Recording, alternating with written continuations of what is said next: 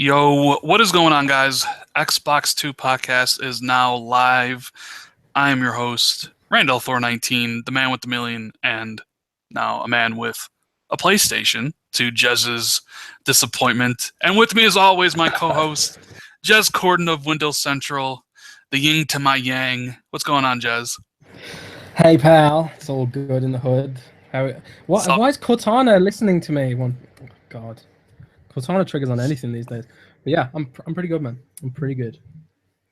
How are you? Have you I'm doing pretty well. Got a lot of games to play, got a new system to toy around with, which we're going to talk about. Little interesting reactions to me getting a PlayStation 4, to be honest with you. Goddamn traitor. I know you posted that I was a filthy traitor, but in a jokingly way, because obviously we don't care. It's just plastic. I wasn't we joking. don't get over. I wasn't joking. You weren't joking? You were serious? Didn't you see Mike's reply? That meant I was serious. Man. I saw Mike's reply. I know. But I'll talk about my impressions of the PS4 Pro soon. But man, Jez, your last article, you said 21,000 people read it. Your E3 predictions for Microsoft. Up at 30,000 now. Thanks for the support. 30,000. It's been one of my best articles of the year so far. It was very, very good article, and that's what I figure we would talk about today. Was our E3 predictions for all the companies. Talk about how Beam is now Mixer from Microsoft. Talk about my PS4 Pro. Impressions from playing it a day or two. The Far Cry 5 reveal and controversy, because Jesus Christ, people are losing their minds on the internet over that. Friday the 13th, whole bunch of stuff. Hope you guys enjoy the show. If you do, hit that like button, consider subscribing. We have Super Chat. If you want to donate to get your topic heard, just donate, and whatever topic you want us to discuss, we will. There's also a link below if you want to donate to help the channel grow. You don't have to. It's more than enough just being here, but the option is there for anybody that wants to. So, Jez, what have you been up to, man? What have you been playing since we last spoke? What have I been playing? I've been playing Friday the 13th, which we're going to talk about in a bit. I've also been playing a bit of the culling, getting to grips with that. I've actually agreed to an NDA now, so I can't talk about it that much. But yeah, about that. It seems pretty cool, though, at first glance. I mean, I played it last year at E3, very, very early build last year at E3, and it's improved hugely since then, as you might expect, like almost a year ago. But yeah, it's coming out on Friday. I'll try and have some full impressions up on Friday, but obviously the servers aren't populated right now, so I don't know that much about it. Just for Jason Elliott, I'm going to explain the culling really fast. So the culling is basically like the Hunger Games, but a game, an Xbox game. Similar. It's sort of like every man for himself. You spawn into there's two different maps, I think, probably more actually at launch. I don't know, but there's a prison map and a jungle map, and you spawn in pretty much with nothing. You have to scavenge for items, crafting on the fly. Like you can combine rocks to make like a little dagger, and then you can find like sledgehammers, knives, guns, arrows, all sorts of stuff. The maps have loads of traps in them. It has a reactive melee combat system. And yeah, it's all about, being the last one to survive, like the Hunger Games. So it's going to be one of those games that's cool to stream, like PlayerUnknown's Battlegrounds, and I guess Friday the 13th in a way. It's one of these new games that sort of revolves around streaming and viewing and stuff. I think it's going to be one of those. I think me and you were planning on doing a co-op stream of that game, because I also have it as well, and I'll have a video up for my indie spotlight probably when the game come out, but. Me and Jez have been talking about playing games together more, because we haven't played that many together. We played Battlefield, and I didn't get a chance to play Friday the 13th with them. But yeah, my schedule. We'll do the culling. Really hard. Yeah, we'll do the culling, definitely. Yeah, we'll do the culling. We'll do a co-op stream, and people can see me beat down Jez with a baseball bat or something, or he'll probably kill me. I don't know. Something will happen. I suck at games. It's okay. You'll be right. Yeah, so I really can't talk about the culling either. I'll have a video up on closer to release date. for it. I did post my impressions video for speedrunners today, which is the free games with gold game that everybody's going to get later tonight or tomorrow. You know, if anybody wants to check it out to see if it's actually worth subscribing to Xbox Like Gold for the month or downloading it, my impressions are no. not at all. I think it's going to be $15 though eventually. It is basically a multiplayer racing game. The first person to get the farthest away from everybody else wins. Nobody was really playing because obviously the game's not available to everybody. But yeah, I mean, the game will be free. Check out my video to see what you think about it. And, you know, yeah, other than that, what have I been playing? Last of Us, which I'll talk about in a minute. But Friday the 13th, I figured this would be a good time for me and Jez to talk about this game. Because I want to say that me and Jez are going to have very, very differing opinions on this game. So I reviewed it. I played about... Oh, I said we're going to talk about Friday the 13th, and I think we're on different sides of the fence here. Maybe. I don't know. Maybe I'll surprise you, but go ahead. Okay, so I put out my review. I played about, I want to say, around 10 games of it so far after not being able to play for the first couple of days because, well, their servers suck or whatever reason. But yeah, I gave it a 4 out of 10. I basically said in my review that the game's a pile of trash.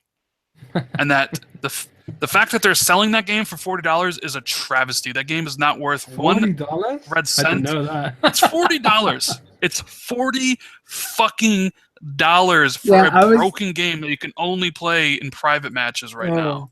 I would have said $15, but I didn't know it was $40. That's changed the way I feel about it. Mm-hmm. So I think the game is trash. That's just my personal opinion. There is fun to be had, maybe if you have a group of people to play with, and you're in game chat because there has proximity voice. But I don't really like anything about the game. I think the game looks bad. I think it controls bad. I think the animations are piss poor. I think the facial animations are absolutely hysterical. You know, like they're terrible looking. Right?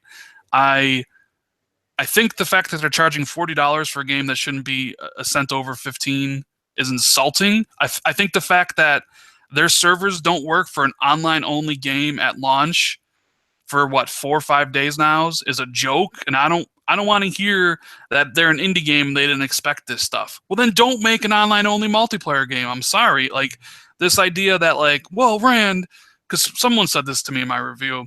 It's like we gotta cut them some slack. It's like, listen. Like, I paid $40 for the game. I expect the game to work. It doesn't work. Where else in the world can you go and give $40 or buy something and then have them be like, by the way, this won't work for a week? Nowhere. The video game industry is like the only place where that happens. So I'm not cutting them any slack. I don't like this when it happens to like the other games. So that's my rant on Friday the 13th. What do you think about it? Now I didn't know. First of all, I didn't know it was $40. That's fucking crazy right there. But it does. But this is the thing, right? I really enjoyed it. I had loads of fun with it. I played it on Tim Dog's stream on mixer.com /TimDog. Go and give him a follow if you are that way inclined. But yeah, I played it with him on a whim in the middle of the night with a bunch of people in a private match, and yeah, it was a private match. The servers are broken and all that stuff. But honestly, I really, really enjoyed it. I played as both the counselor and as Jason, and yes, it's buggy. Yes, it's broken. Yes, it's hideously ugly. Yes, the animations are terrible, and yes, $40 is a joke. But I was thinking it was going to be like $15 or something. But it sounds as though Friday the 13th is sort of like a case of really poor business decisions. So like these guys, they got the license to Friday the 13th, which has probably locked them into certain contractual obligations, which probably meant that they couldn't release it in game preview, which probably meant that they had a hard deadline to deliver on that licensing deal. And so basically it kind of feels like they're bit off more than they could chew, and obviously they've got to pay for that license, so that's probably why the game's so expensive for what it is and stuff like that. Oh, it But has to be. It has to be the reason. The fact that they have the license for it has to be the reason it's $40. yeah. So basically, what I'd say to everyone watching this is, don't buy it until they fix it. But but it's really fun to watch on streams, and just watch it on Mixer, and then get it when it's fixed. If it, and the thing is, when it's fixed, it will be probably get a price drop as well. So well, you would think so, and it's one. It is a spectator game. Yeah, it's got a really good. Look, and good concepts in it. And I gave. Sorry, go on. And I gave it a 4 out of 10 because there is an element of fun there to be had. It's just like everything else piled on top of it drags it down. I actually enjoyed playing Jason. I enjoyed going around and killing people, whether it was with an axe or punching their head off or grabbing them in a sleeping bag. I enjoyed the idea of going around and killing these survivors before they could escape. That was fun to me. I didn't really enjoy the aspect of playing as a survivor, trying to forage around and get things to escape or kill Jason. I didn't like that aspect of the game. Like that, and I know people do. When you do set a trap and you manage to get Jason in it, it feels really good because that's another player, and you've screwed them over, and then you escape. It feels really good. And I was watching a stream of it the other day, and someone did that. They got caught Jason in a bear trap, and then they ran and hid in a tent, and they were looking out of the tent, and Jason just sort of walked past the tents, and it was like, wow, it's just like in the movies, And there are some really cool things in it, like when you come across a dead body, the camera zooms in on the dead body for a minute, and it stuns you.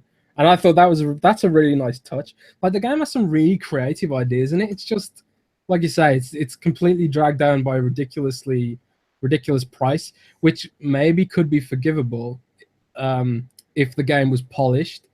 But and the lack of polish could maybe be forgivable if it was cheaper. But they basically screwed up, and they didn't hit.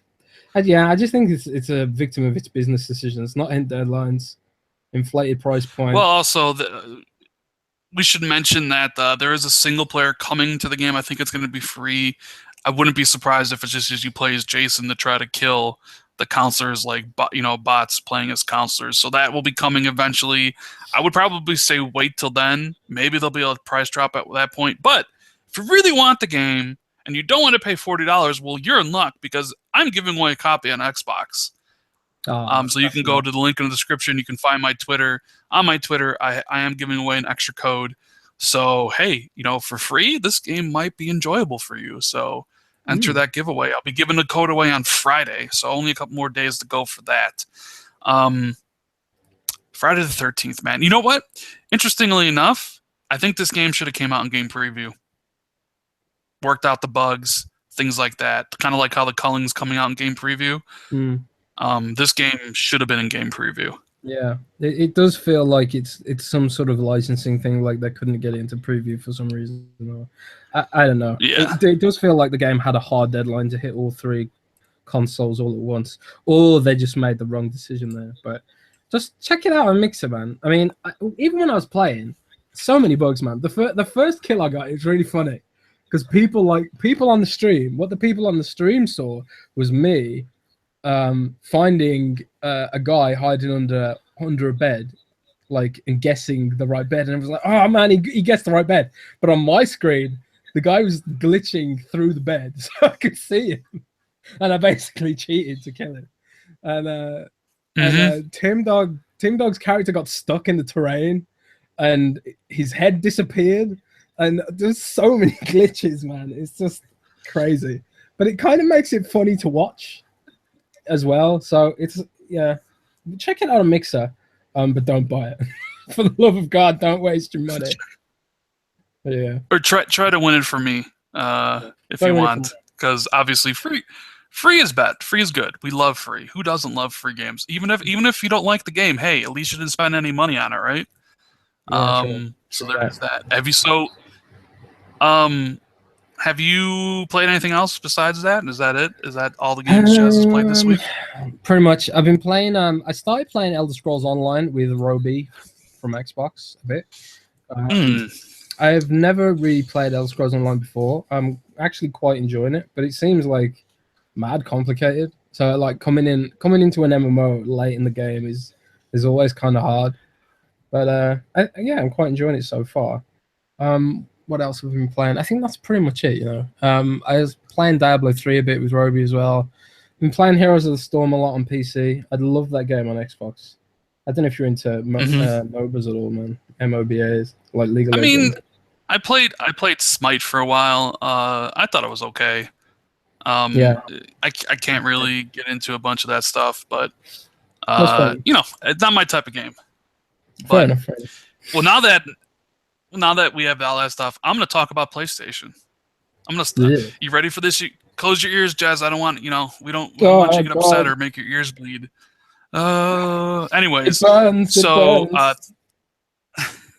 so thanks to a generous donation, I was able to from Eric Cordera on Twitter. I was able to pick up a PS4 Pro this past weekend. I got it on Sunday. I set it up. My PSN ID is in the description. If you guys want to add me as a friend or whatever, go right ahead. And it's funny, Jez, because my PSN, my name, Randall Thor 19, was taken. And a lot of different variations of it were taken already, which I thought was very weird. 419 was Yeah, taken.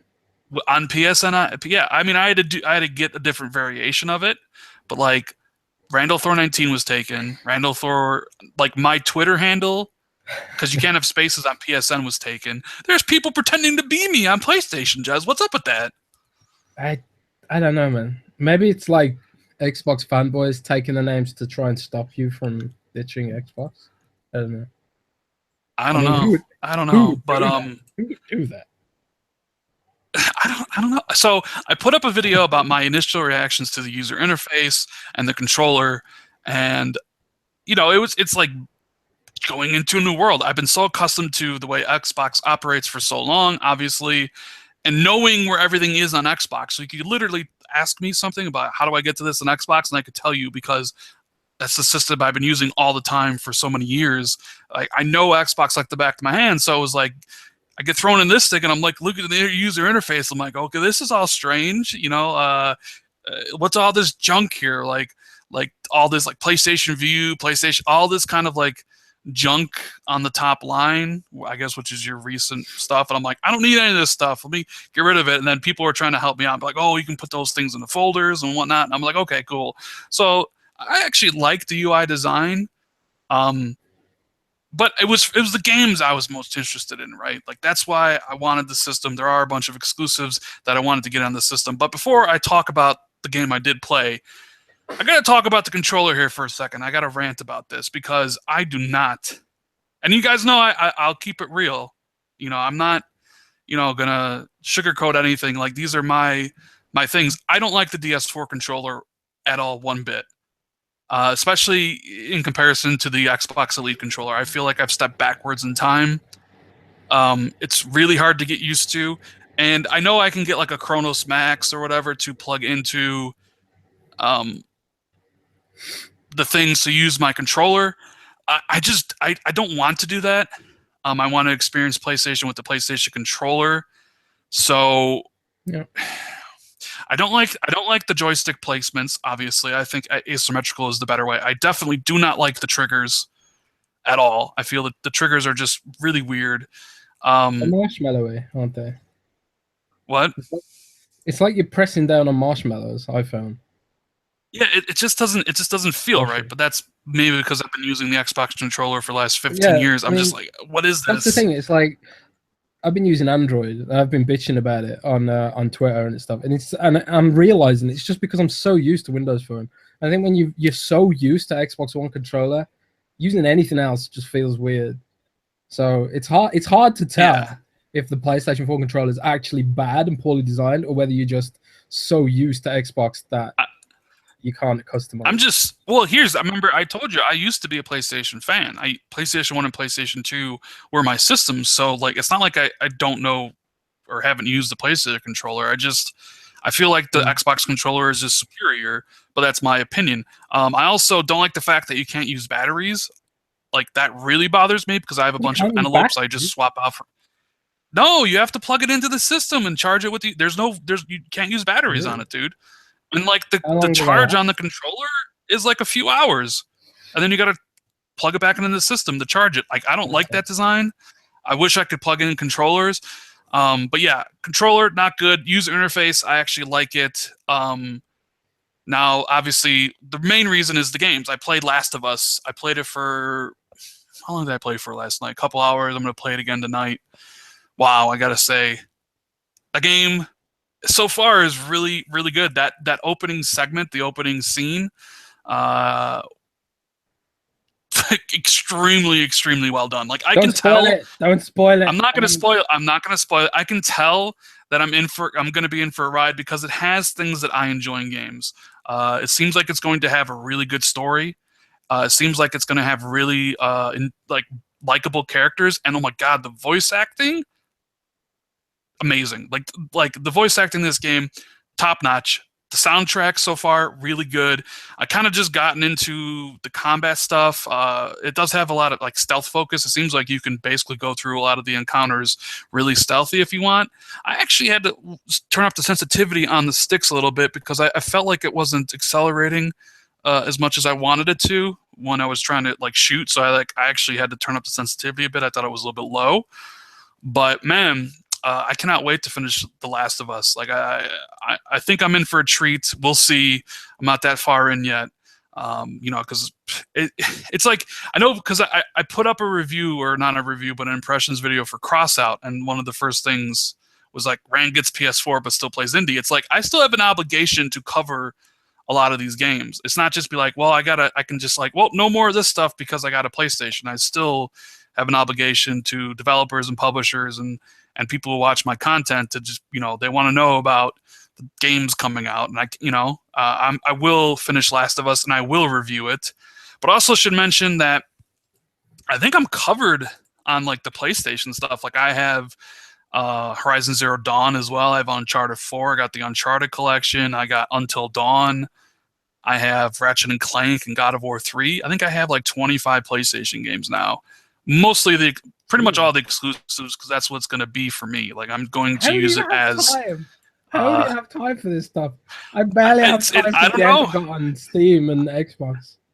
Oh my god. I don't know how I'm This is going to so make much time. time, but I'm going to try to make time for it. I'm going to try to get through some of that stuff. I do have Bloodborne as well. I do have Neo. I do have Nier Automata.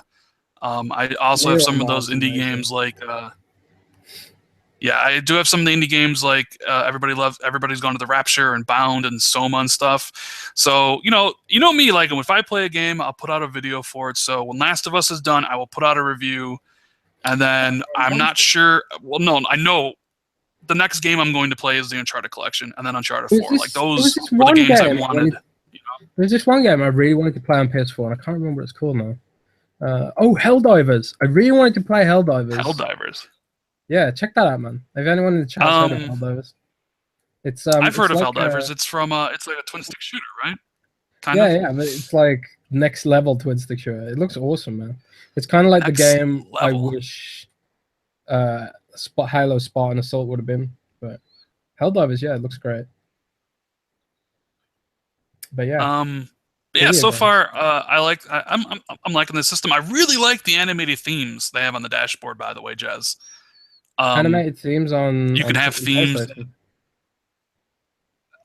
They animate and they do different things. Definitely one up Mhm. on Microsoft because the themes on Microsoft obviously you really can't see because of all the squares on the main home dashboard. But the PlayStation stuff, since it's so kind of clean, there's not a lot on the screen. They have like all these. You can have the background animate, you know, and do different things. It's kind of actually really cool. I'm actually using an animated theme right now. So hopefully Xbox takes that idea and does something with it because I think that's really cool.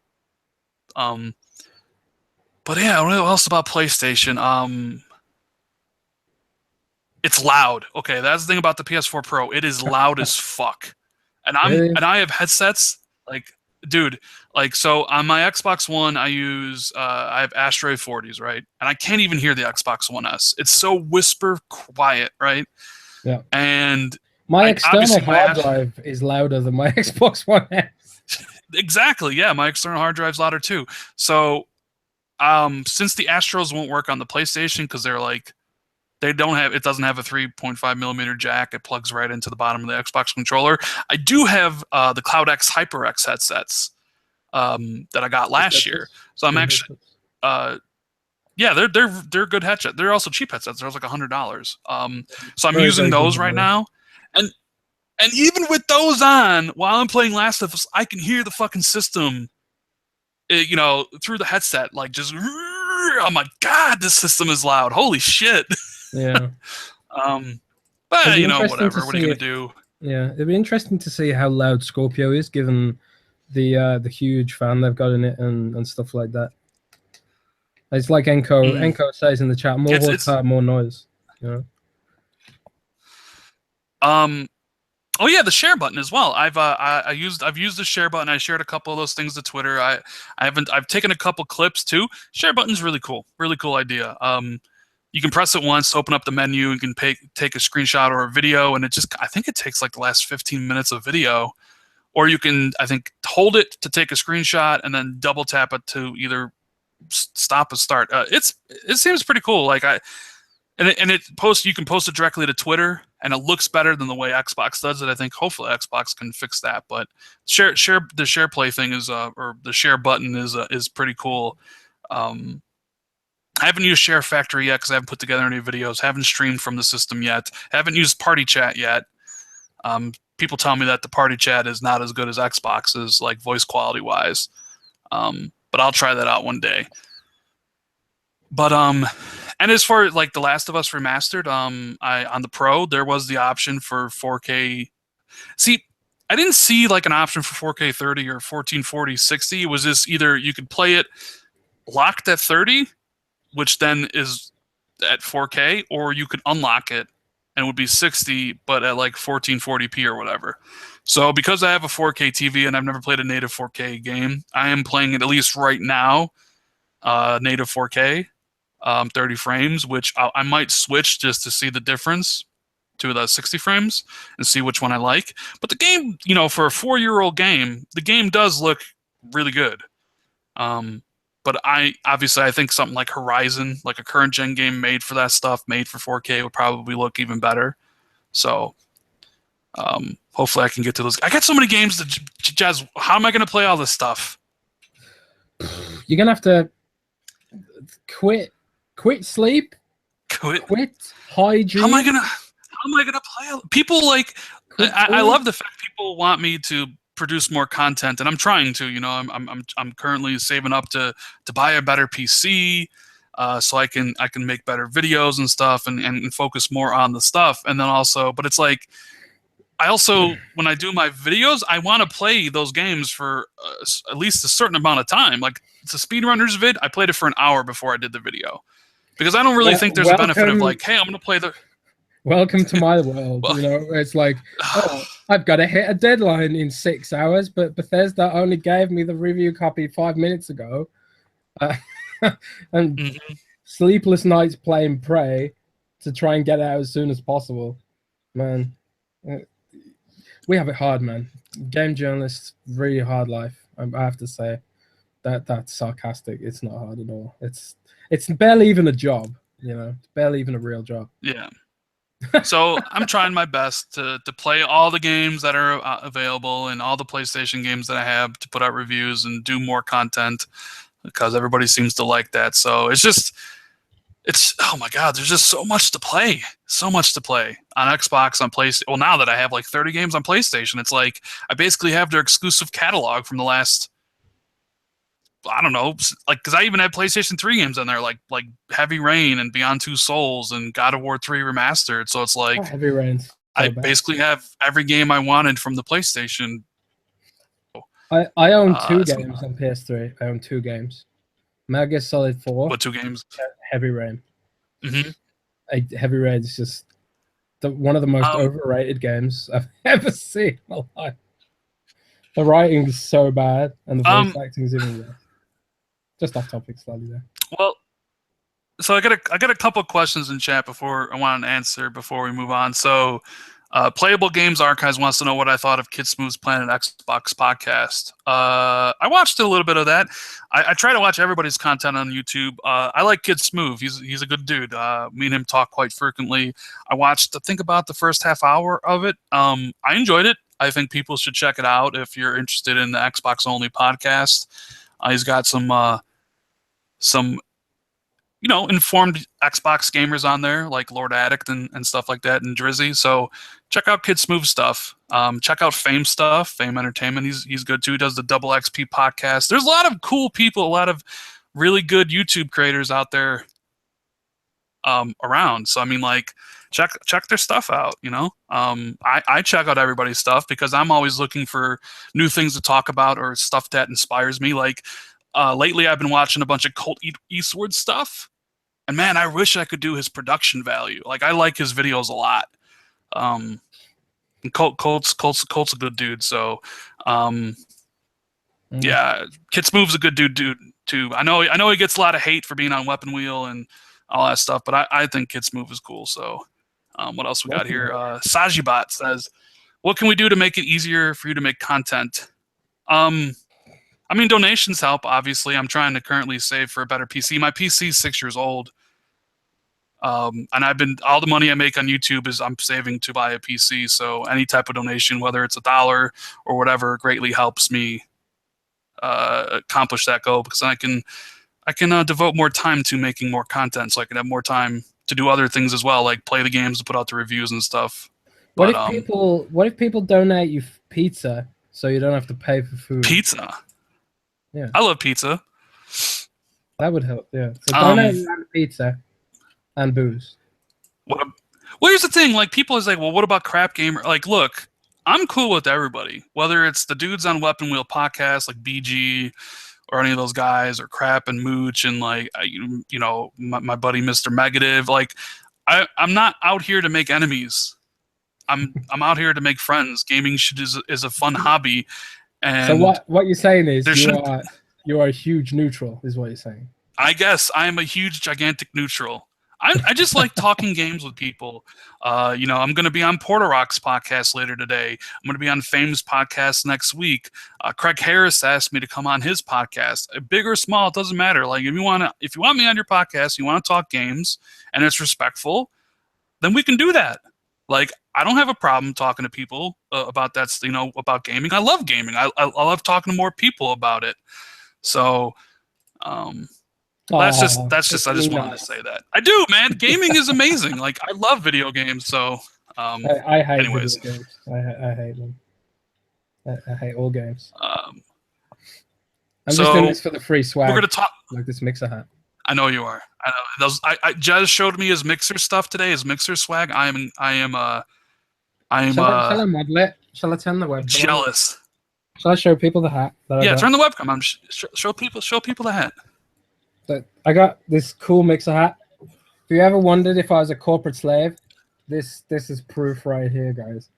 Look at that. Look at show what it says on the shoulder of your shirt. Yeah. So mixer partner right here, and I got a sticker. If you ever wanted to get into corporate shillery, you get free stickers, guys. It's just look at all this. Razer sent me stickers too. You get so many stickers when you're a corporate slave, and we all know that Team Sticker is the best team, right?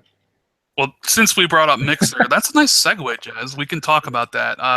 We're gonna get into the bunch of the topics we have now, but Mixer. So why don't you take it over? You are a partner on Mixer. You stream on Windows Central. Tell the people about Mixer, Jez. Yes. So we joined Windows Central. We used to stream on Twitch. Every Saturday we streamed on Twitch. We never really saw great numbers. Maybe like most 40 to 50 people come watch our streams. We used to do giveaways, but the thing about Twitch was, there's so much competition there, and it's kind of, I don't know what you call it, man. It's like a mature platform, right? So we thought, you know what, we'll switch to Beam, It's new. We can grow with Beam and see how it goes and stuff. And Windows Central is we've grown so much on Beam in ways that we could never do on Twitch. We became partnered with Beam, which means people can subscribe to our channel, and you know we try and help out the community. We try and teach people how to use Mixer, and I'm currently writing an article on how to set up your own soundboards for Mixer and stuff like that. But the real thing that makes Mixer so great is the latency, man. It's like the thing that always made Twitch really boring for me is that the chat is always like anywhere between 10 and 20 seconds behind you. So you can't have you can't have any sort of real dialogue.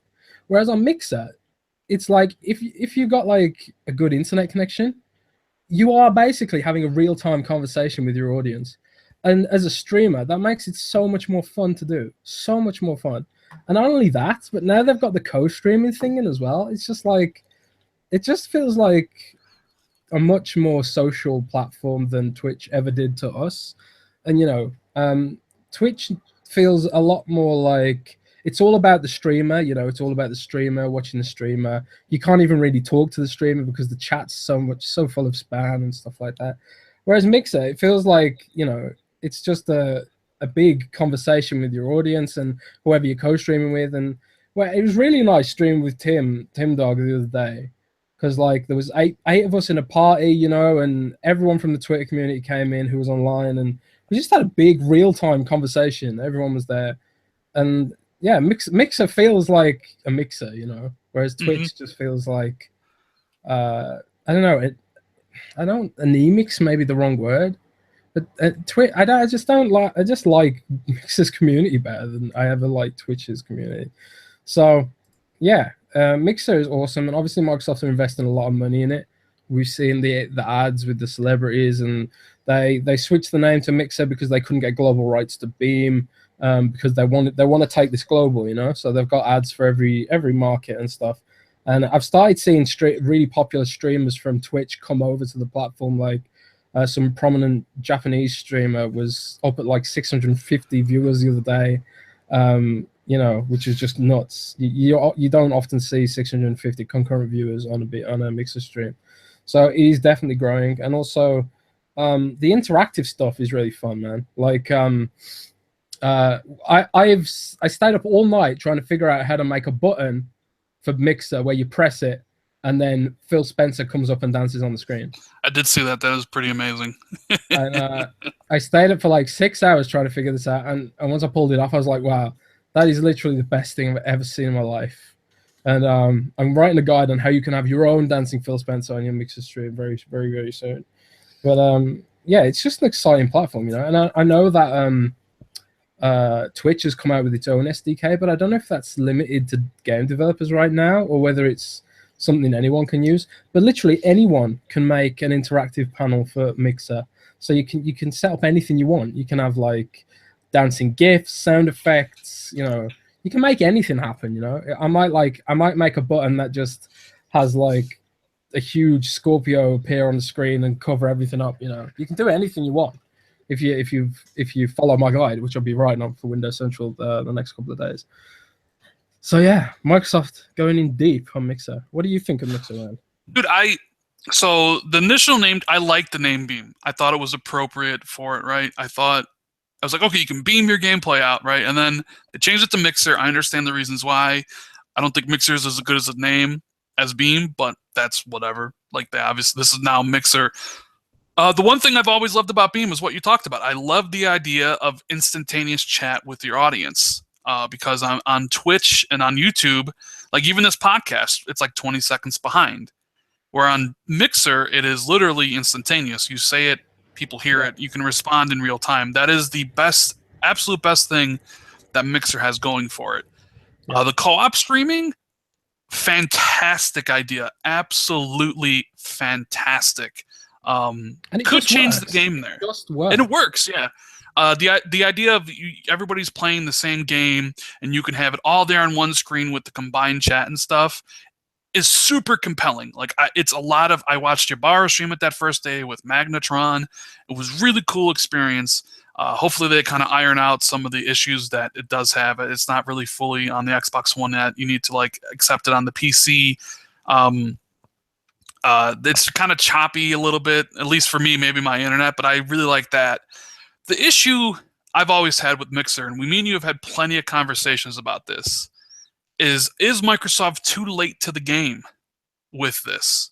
Because Twitch is dominant. Twitch is basically iPhone, and YouTube gaming is basically Android. And we don't want Microsoft to come in with Mixer and then have a stand-in for Windows 10 Mobile, do we, Jez? Where they have really good... Are you dissing Windows 10 Mobile? I'm just saying, like, Windows 10 was mobile, and even when I had a Windows 8 phone, it's a good phone, but, like, nobody bought it because they were too late to the market. And now here's Mixer with some great features that Twitch doesn't have. But then again, Twitch has all the users. It has the traffic. Same thing with YouTube gaming. Well, so my concerns with Mixer is, yeah, it's on the Xbox. Yeah, it's the second tab over now from home. So it's a lot of people are going to see it. My question is, like, is it going to get more viable down the road? And I think maybe it will. But I mean, that's still like a core issue. What do you mean by viable? In the sense of competing with Twitch, in that space. The thing is, it's like, you know, the thing is, if you're a small time streamer and if you want to start today as a streamer, and you've got a choice between Twitch with its massive audience, but it's a massive competition, and you've got a choice between Beam with its, you know, direct exposure to Xbox One and soon Windows 10 stores, with its smaller audience but also less competition. It's a no-brainer where you should start. You should always start niche and then grow from there. So I think Mixer's not going to be a Windows Phone situation because Microsoft has a huge platform in Xbox, you know, and they are announcing third-party games exclusively on Mixer over E3. They've got so many exclusive reveals lined up for Mixer at E3. You know, they're advertising Mixer as the place to watch E3. You know, so whether you want to see EA games or Activision games and stuff like that, it's all going to be exclusive to Mixer. You know, and Microsoft can leverage its deals with publishers to get exclusives for Mixer and stuff. They could even subsidize exclusives by saying, like, you know, give us this exclusive for Mixer and we'll shave 2% off the, you know, the sales of your game on the Xbox store or something like that. I don't know, but they have that power through the Xbox platform that Twitch doesn't have as a standalone platform. So I think they're far better placed to take on Twitch than Windows Phone was ever to take on iPhone. True. You know? So and I do see Eric the Red saying, "Here we go again, doom and gloom Rand." What are you talking? Like, I just said, it has features that are way better than Twitch. All I was just questioning. All I was just asking a question was, will it ever get as big as Twitch? And maybe it doesn't need to. Maybe Microsoft is happy just growing it and seeing where it is in 3 years. To use. I think Mixer is better to use than Twitch. I like the app on the Xbox. I like the user interface on the website. Yeah. Hey, put it this way, right? I've seen concept art from XFest 2017 of things that they are theorizing to be possible with Mixer, and one of the things that I saw was a Sea of Thieves stream with game elements on the website. So Sea of Thieves compass, for example, the viewers will be able to see the compass on the website and tell and help people playing the game figure out where the treasure is, stuff like that. So that's cool. Another thing that Twitch doesn't have, is that it doesn't have exclusive games to create exclusive features for its streams. And the more I see of Mixer and its four player co-op streaming, and then I look at State of Decay, which is 4-player co-op, and Crackdown, which is, you know, has its multiplayer stuff, and then you've got you've got Sea of Thieves, which is also revolves around 4-player co-op. They have been streaming Sea of Thieves on the Sea of Thieves YouTube channel in co-op for months, you know, and it's almost like this game has been designed for Mixer, and it's all coming together, you know. And Minecraft has its interactive stuff where you can press a button, spend your sparks, and spawn creepers in people's games, and you can only do that with the PC version right now. But you know Microsoft's going to bring that to Xbox One and Windows 10 eventually. So there's a huge potential for interactive streaming that just isn't possible on Twitch unless Twitch gets its latency down. Because what's the point of having an interactive button on Twitch if you have to wait 20 seconds to see it have any effect? There's no point. And and Twitch can catch up to that. They can, but it's going to take time. Can they? I mean, they are backed by Amazon. Amazon Web. So I mean, it's not like they don't have the funds or the capital. Yeah. Amazon Web Services is the biggest cloud platform in the world. Amazon Web Services. Right. They're even bigger than Microsoft. Also, I shouldn't. A couple people in chat said this needs to come to Switch and PlayStation for it to grow. I agree. I would agree. Like, yeah, Phil already said it. If he would put it everywhere. Here's the thing, though. PlayStation's not going to want it. Nintendo might take it, but PlayStation is not in the business of doing Microsoft any favors whatsoever. No, they don't care. So as much as sorry, I keep cutting you off. It's okay. Go ahead. It's fine. It's fine. Go ahead. I think you know exactly where I was going to go with it, anyways. So I was going to say, like, if Sony keep refusing this stuff, it's gonna end up cutting. You know, they're gonna end up cutting their nose off. Can you imagine if Sony had refused Minecraft for PlayStation? Can you imagine that? You know, so. Well, to be fair on the Minecraft thing, though, Jez, Microsoft hadn't bought them yet, so. They even in the PS4 days, that's when it launched. Or had that deal already been done? Yeah, but I'm saying, like, when it originally came out on the PS3, it was Microsoft. Microsoft hadn't bought them yet. Yeah, well, so I guess it's possible Microsoft came later, though. Yeah, but Microsoft's whole it makes them a ton of money on PlayStation. I mean, they've said this. And Microsoft's strategy with Minecraft is to basically be on every platform possible. So they weren't going to shun PlayStation because they want to make money. But PlayStation's like could have shunned and said, "Nah, we're not." They could have, but PlayStation's not going to help Microsoft. Minecraft is one thing because it's a game that people buy on PlayStation, and Sony gets 30%, right? Because that's usually what the deal is. So they're making money. Sony's not going to get any money from Mixer. Microsoft put a Mixer app on there. Sony's not going to see anything from it, and it's only essentially helping out Microsoft grow and get more money to potentially fund more stuff. So just like how Sony doesn't approve of cross-play with Xbox games, even though Microsoft is open to it now, they're not going to let Microsoft put Mixer on the thing. Even if Mixer becomes the dominant force with Twitch, they're just not going to do it. Sony's just not going to. They're just not going to play ball, essentially, with that, which is a shame, But we'll see. It's I don't know. It's weird. It's weird, man. It's weird because Xbox is like basically an open platform now. Like anyone can make an app for Xbox, and we saw SoundCloud came to Xbox today with a UWP app, which is a big surprise to me. I didn't expect that, but that's because it's an open platform, and anyone can make an app for Xbox now. But Sony's platform isn't open; it's curated when it comes to apps. So maybe you're right. Maybe they'll just refuse.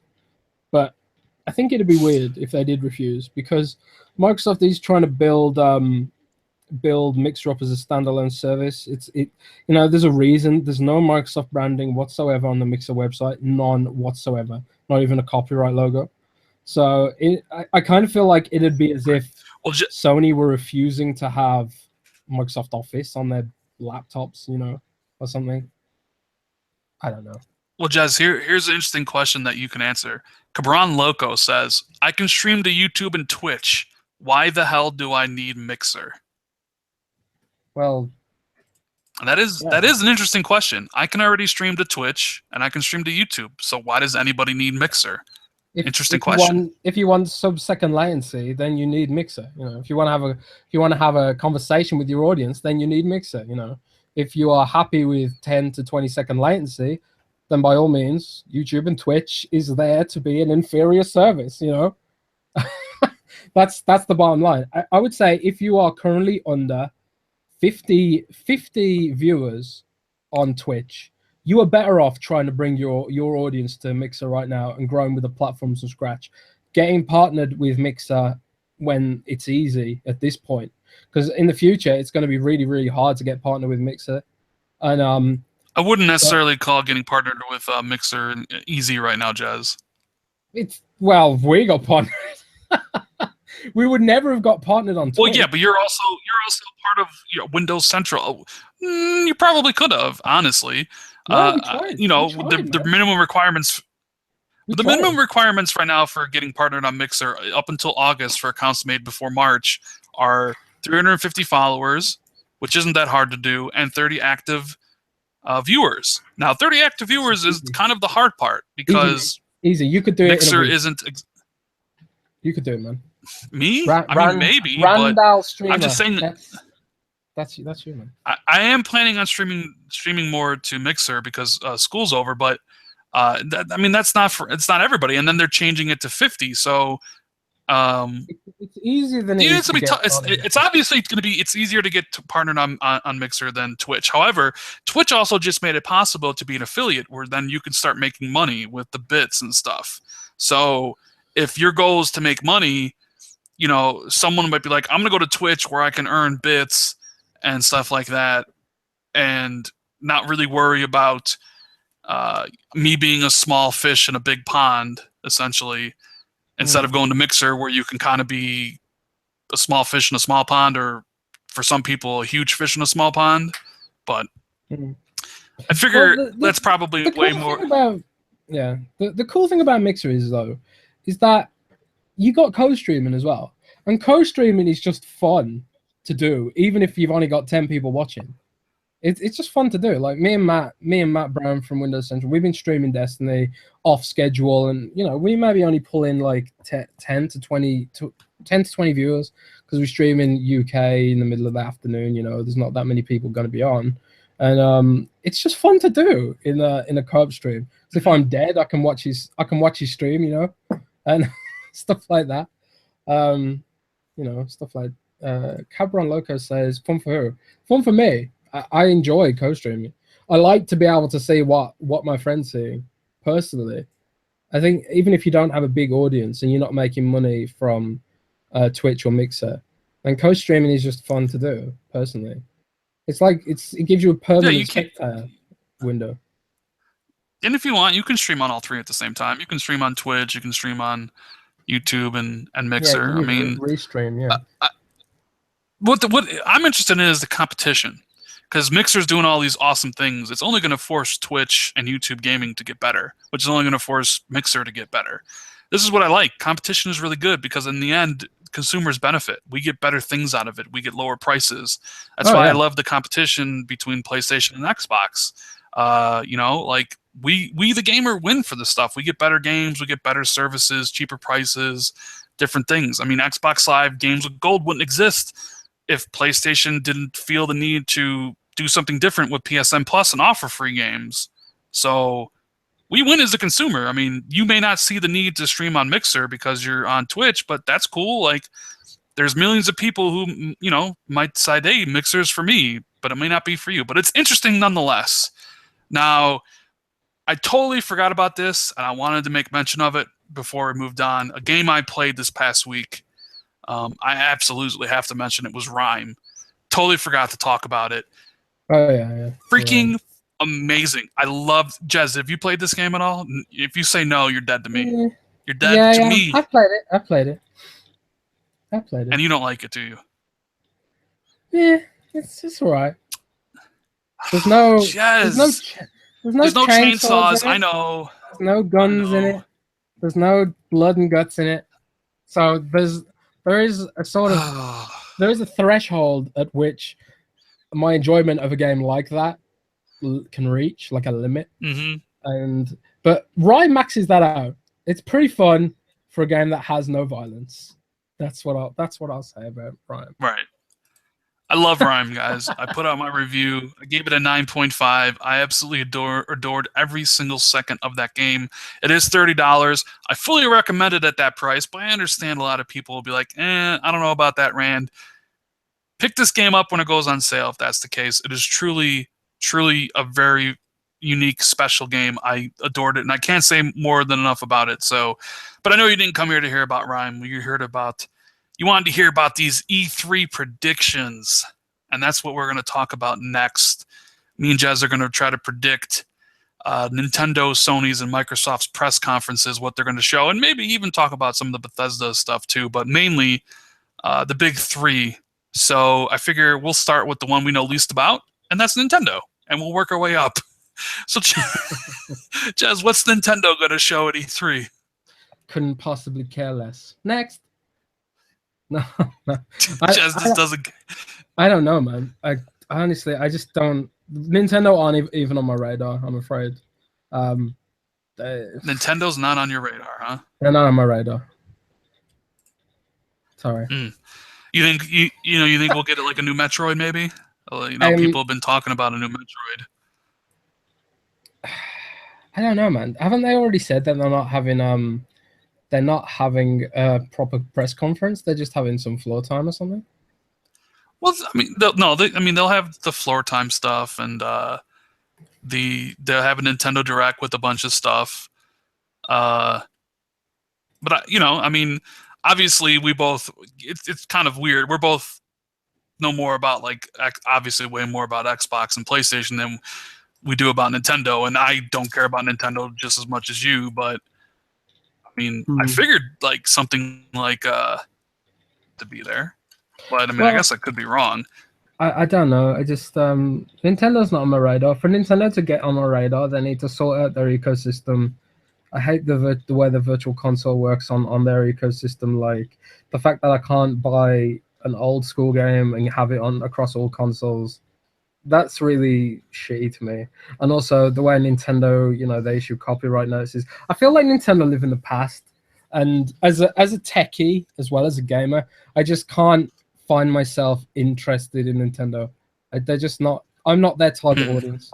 That's the way I see Nintendo. There's one way Nintendo can make me care about their existence is that by making a Pokemon MMO, but that's never gonna happen. So Pokemon MMO. Yeah, man, come on, that'd be cool. You would think they would have done that. That would have made a lot of money. You have to admit, like a proper Pokemon MMO where I can walk around and fight other players and challenge the, what are they called now? I can't even remember, man. It's been so long. I had a Game Boy Color at school. That was my last Nintendo console. Game Boy Color? No, I had a GameCube as well. I had a GameCube for Resident Evil Remake. But that was my last Nintendo. I had a GameCube for the Resident Evil games as well. That was my last Nintendo system. But no, well, we owned a Wii, but I mean, who didn't own a Wii? But yeah, I love the Resident Evil games. I got Nintendo. I got the GameCube when it was $100, and it came with the game. And I got Metroid Prime, which is a fantastic game. Metal Gear Remake. I had that as well. Fantastic game. And the Resident Evil, like Resident Evil 4, one of my all-time favorites. Yeah, Resident Evil. But as far as Nintendo, I just don't care about the Switch. I don't care about the handheld stuff. I don't care about Zelda. Metroid would interest me because I do like Metroid. That is one of their franchises I do like. I'm not a big Mario guy, but I know Super Mario Odyssey is probably going to be Game of the Year maybe for a lot of people. I can see that getting a lot of praise, just like Zelda. I don't know. Nintendo's too. I mean, Super Smash Brothers or whatever. I don't know. There's not much. I don't think there's anything Nintendo could do to get me to be like, all right, I want this system in the way that I did want a PlayStation. But yeah, I not interested in Nintendo personally. Yes, mainly interested in. Yeah, I'm interested in the two things I'm most interested in. Obviously, Scorpio. I'm interested in how Microsoft are going to try and advertise Scorpio as a system that is superior for multiplats, where people aren't viewing the stream in 4K and people aren't able to perceive the differences in 4K and 1400p or whatever PlayStation 4 Pro does. I'm interested to see how they position that, because I think they're going to really struggle to position Scorpio as a multi-plat console without any exclusives. I'm interested to see how Microsoft try and play that off. Also, I'm very interested in the PC gaming show this year, because Microsoft have exclusive announcements to make with regards to improvements to Windows at the PC gaming show, but no one else here will be interested in that, so I won't talk about it. And also, people don't want Microsoft to even talk about PC stuff. Is always the vibe I get it. I'm also interested in Sony's first party, because obviously the prevailing opinion across social media is that Sony is destroying Microsoft on first party, and even if you're a die-hard Xbox fanboy, it's a hard point to argue. I would say. Would you say that's fair, Rand? I mean, right now, yeah, it's a little lopsided in favor of Sony right now, and I've seen, like, I don't think it has anything to do with me. I like, since I got a PlayStation, like, people are saying, like, because I've seen people make videos like Xbox fans are leaving Xbox for PlayStation, and it's like, I hope they're not talking about me. Like, they are talking about in you. the They are. They can't be, because I'm just one person. I'm one person who's a nobody. They shouldn't be. They shouldn't be like, oh, Xbox fans are leaving because I got a PlayStation finally. And you know what? I've always been upfront. Whereas I used to be a PlayStation fan. PS1 and PS2 were two of my favorite systems. It's just Sony got really arrogant. I know Sony got extremely arrogant, and they tried selling a shitty system for $600. And Microsoft had Halo 2, and that's all I fucking needed. And I fell in love with the Xbox and the games and the achievements and all that stuff. And yeah, now, okay, sure, like, you know, the first couple of years of the Xbox One were really good. Like, I thought they put out better exclusives than Sony. But yeah, lately, this year has been absolutely pitiful. There's no two ways to say it. This year has been absolutely god-awful when it comes to exclusives from Microsoft. Halo Wars 2, great game. Great game. Niche but game. Like Voodoo Vince, like Phantom Dust, who gives a fuck? Dude, it's been pathetic. Dude, Phantom Dust's pretty good, man. I'm just saying. But you are right. If I think, like, Phantom Dust doesn't really hold a candle to Horizon Zero Dawn. But I don't know, man. I think we shouldn't. I mean, people were saying that my predictions article for E3 was really pessimistic, and and stuff like that. But there's just not a great deal of optimism right now if all you care about is games. And I've said from day one, Scorpio can be 8K, can be 1200K. 12,000K. Sorry, I don't care about resolution. What I care about is exclusives and interesting games and ecosystem, and roadmap. And I'm scared that we're not going to get that at E3. I know State of Decay is going to be a great game. State of Decay 2, I am sure that it's going to be a great game. I've got huge faith in that team. But I'm not into racing games, even though I know Forza Motorsport is going to be amazing if you're a racing fan. But yeah, what are your expectations for as far as when it comes to Xbox versus Sony? What are your expectations for the two?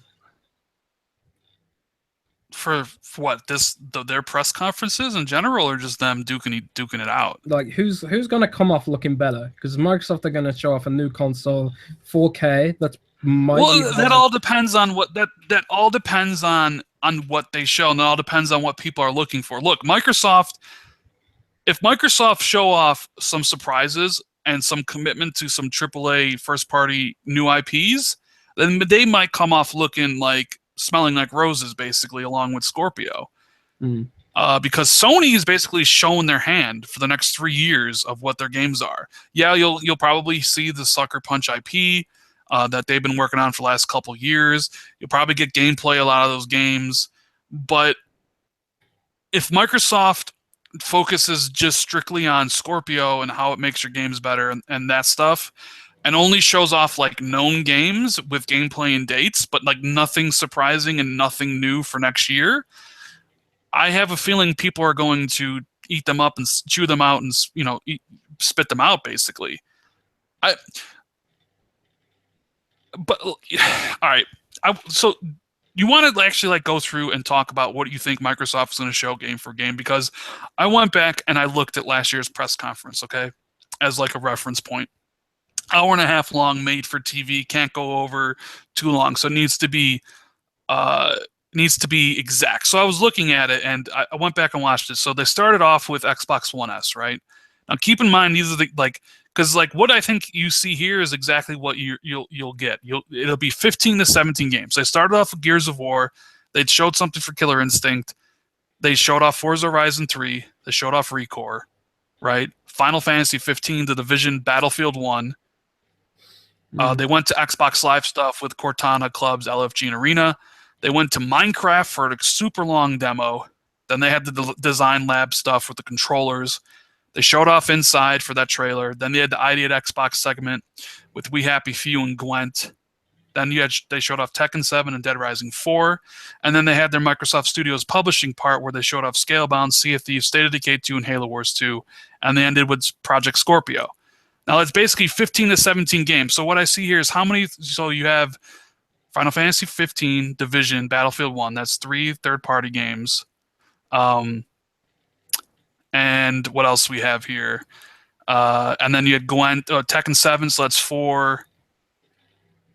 So what is that, 5 third-party games? They showed off Gears of War, Killer Instinct, Forza Horizon 3, Recore. That's 4 first-party games.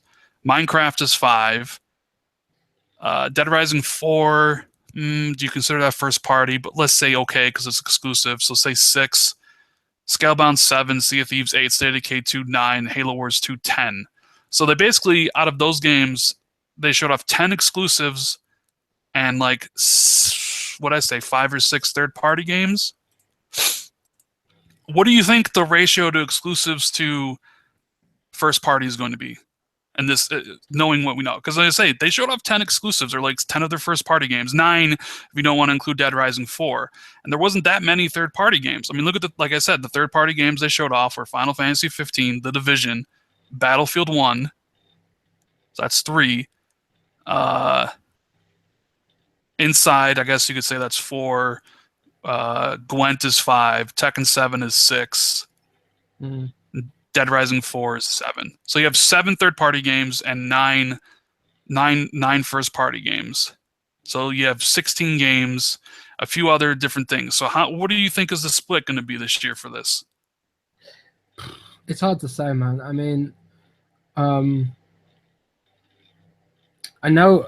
I mean, we're gonna see Crackdown, Sea of Thieves, not Scalebound. Sorry, that doesn't exist anymore. Crackdown, Sea of Thieves, State of Decay, Forza Motorsport 7, probably. Beyond that, I have no idea. There's gonna be some sort of Minecraft presentation, probably. Again, because it's Microsoft's biggest game. And then it's just a bunch of unknowns, There'll be third-party multiplats. There'll be third-party multiplats put on the stage. So I think if I was Microsoft, what Microsoft might want to do is they might want to put up competing games that are competing with Sony's marketing deals. So like, I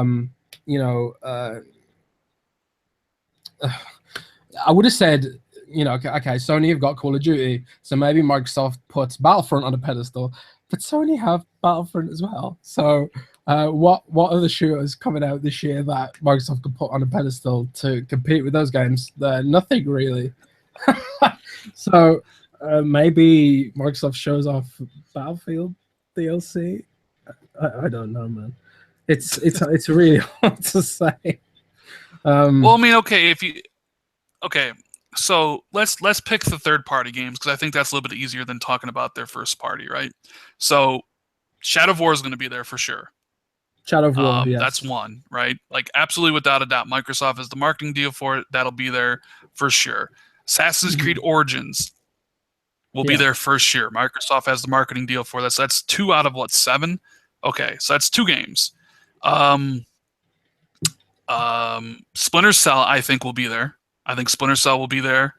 I So think that'll you're be dreaming. 3 games. I think you're dreaming. I, I think it'll be there. This is my prediction. I think Splinter Cell will be there. I think it'll be the 3 games. I'm going to try to name 7. My 4th game from third party that will be there will be Dylan, codename Dylan from BioWare Montreal. BioWare's new IP. I'm positive that game will be there, so that'll be number 4. Really? Are you positive? I'm absolutely 100%. Yes, I am positive that game is going to be there. Yes. That's Um, interesting. so that's 4 games. 4 third-party game. What I mentioned: Assassin's Creed, Dylan, Splinter Cell, and Well, Dylan makes sense, right? Because if Shadow of War. Dylan's been dubbed a Destiny killer. They refer to it internally as a Destiny killer, Project Dylan. Which is, if you haven't heard of Project Dylan, guys, Project Dylan is BioWare's Destiny killer, a quote unquote Destiny killer. It's a new IP. I think it should have been a Star Wars game, but they fucked up. So it was said to me that Dylan is basically EA's version of Destiny, or yeah. EA and BioWare's version of Destiny. So, that game's going to be there. It'll be on stage. See, so that's 4 games. Yeah, MegaChris213 said something interesting. I want an Evil Within 2 game, which is pretty much being confirmed, and also Microsoft are pretty close to Bethesda historically. So maybe we could see something from Bethesda. Maybe Bethesda could throw Microsoft a bone. Okay, so that was I was gonna go. That was gonna be my 5th game. I was thinking a Bethesda game. I was thinking either Evil Within 2 or the new Wolfenstein. One of those 2. Ooh, new Wolfenstein. Maybe or if Microsoft is planning on doing VR AR stuff, then Fallout 4 VR. Well, Fallout 4 VR is pretty much a given because they revealed it for Scorpio last year at E3. Right. So if Microsoft want to show off that they are serious about VR, Fallout VR is the way to do it. I kind of like the idea of playing Fallout VR, like, you know, because it's sort of helped prepare you for the next 3 or 4 years when the world ends because of nuclear war. So I think that Fallout 4 is going to be an important game. No, I don't know, man. Buddha says Crew 2. You think Crew 2 will be there? I don't think so. I don't think Microsoft is interested in showing a racing game because they'll have Forza. So if Crew 2 shows up, it'll be at Ubisoft's. Cabron Loco says, so we have 5 games. Bethesda are strictly PC people. But Todd Howard was in the trailer for Scorpio. What are you talking about? You know, they're tight as hell. And Fallout Shelter supported UWP. They didn't have to support UWP. That's because they like Microsoft. It's not like they're gonna get loads of money from that. So yeah, Bethesda are close to Microsoft. I don't care what anyone else says. It's just blatantly obvious. So we got 5 games. Just to reiterate, we got Assassin's Creed, we got Splinter Cell, we have Dopey Abyss. I was just about to say that would be the 6th one, Cyberpunk 2077. I think it's been about 2 years since Witcher 3. I think it's about time they re-debut the game. I could easily see a Cyberpunk 2077 trailer or gameplay for it. Scorpio debuting at this stage. Cyberpunk in 4K. Oh my god! Gameplay trailer in 4K of Cyberpunk 2017 would be a huge coup. That'd be great. I think it'll be there. And new Metro. I mean, going through new Metro game. No, I don't. Deep Silver. I don't. It's not Deep. I mean, who else is normally up there? Like Square Enix is up there the last couple. Like Square Enix is up there with the game. You know, someone sent me a DM a couple days ago, like, what do you think about the new Tomb Raider game being there? And I was like, I don't think it'll be there. Microsoft's kind of gone to the well once too many times with that game. But so we mentioned 6 games, 6 third-party games that we think will be there. At least I think will be there. We said it was Assassin's Creed Origins, Shadow of War, Splinter Cell, one of the Bethesda games, whether it's Evil Within 2 or Wolfenstein, Cyberpunk 2077. And what was the other game we mentioned? I forgot. Anyways, I forgot the game. I forgot the other game. But so those are the third-party games. There might be another one, but I can't think off the top of my head. Maybe there's another unannounced game from another publisher. But those are the third-party games that I expect to see on stage. Oh, the Dylan game from BioWare. That was the other one. Now, as for obviously some of the other stuff, I'll save the first-party stuff for last. But I expect there to be a trailer for the Elite version 2, a new controller.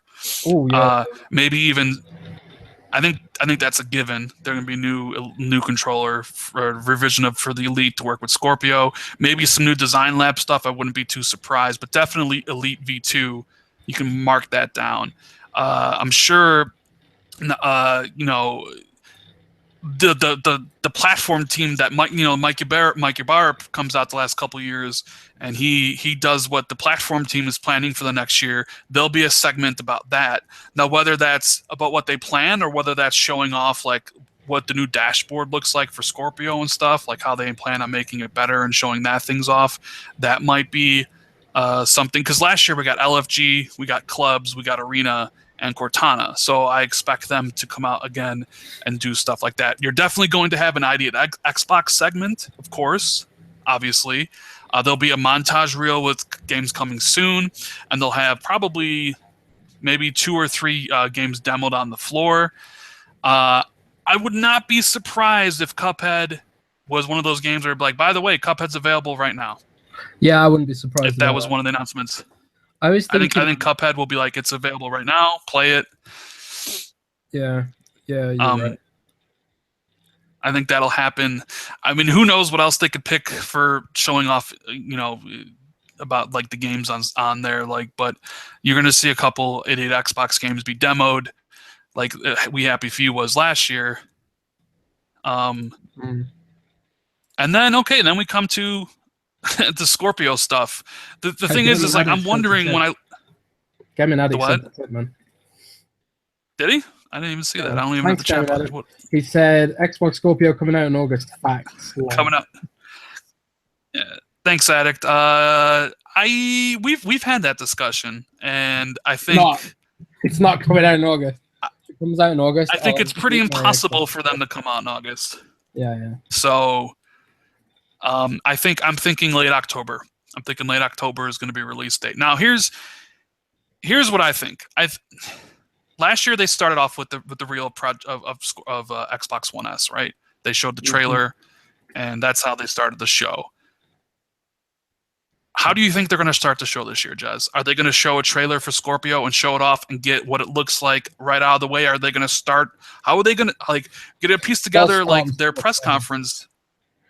They'll start with You think Scorpio. they'll start with Scorpio? Yeah, I think they'll start with Scorpio, showing off everything and stuff like that. Maybe even give us the price straight away. And I think they'll move through the games afterwards, because it is supposed to be focused on games. By the way, there's 370 people watching right now. Ooh, that's a lot. That's quite a lot. It might be the most we've had. If you haven't hit that like button, smash that like button for Jez, because Jez says he's going to give away a game. I'm going to give away Everspace in the chat in a few minutes. So get your copy Everspace. Of ready. Everspace. Everspace is what do you think of Everspace? Just quickly, slightly off topic, but just quickly. I haven't had a chance to play it. Otherwise, I would tell you. Well, so many games. It looks really cool, though. It's good. Yeah. It's a space roguelike, and it's free. And it's not free. Jez will give it to you. Oh, I'll give it. I mean, it's free because you're giving it to them. Oh yeah. So it will be free. That is true. If I can find the key. I think here's the thing. Like, I would like for them to start with the game to get people hyped, but like, I don't think any of the games that they currently have are hype worthy enough to start like Gears of War 4, right? You start off comp with Gears 4, yeah, that's Gears. People know what it is or whatever. Like the games that we currently know, you have State of Decay 2, which you said is going to be amazing, or Sea of Thieves, or Crackdown 3. Maybe you hype them up with Crackdown 3. Maybe you start the conference off with Crackdown 3. Show what it looks like in Scorpio or something, and then you go into Scorpio. But I think you're right. I think they'll talk about Scorpio. I think they'll have the box out there, and then you go from there. Here's the thing. There's also Ashen. I've been going. Ashen as well. I've been waffling back and forth thinking about the price of the system, right? What could the price be? Now, I have a And it couple. does Obviously, actually, I think it's you. Well, yeah, okay. So if it's 500, if it's 400, they'll announce the price along with the system, what the system looks like in the day at the same time. However, I have a feeling because, like, look, if it's really $400, they are going to save that announcement for the very end of the show. It's going to be Scorpio is out now.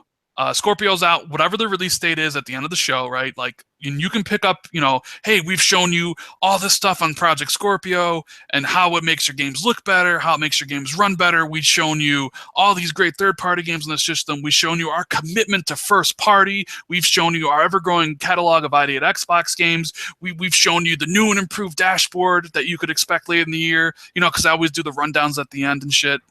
And then at the end, they'd be like, when can you expect to get Project Scorpio? And it'll be available whatever date they're going to show. And if it's $400, they will end the show with saying, and we know we've talked about this as a premium product and what you think to expect here, seeing all this, great stuff on screen, you expect to pay $500. But we are happy to announce that Project Scorpio will be available October 22nd for $400, right?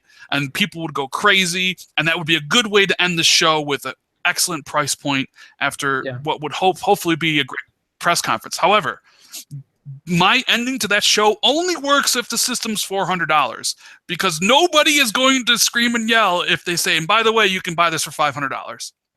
Like, people will be like, I don't know. So if it's $500, maybe you get the price somewhere during the middle of it. Maybe you get in the beginning. But if it's $400, if we're an hour in and they haven't announced the price yet, I think you can maybe assume it's 400, because that'll be the ending. Because I was thinking, would they? And if the system is 500, they're going to end with the game, right?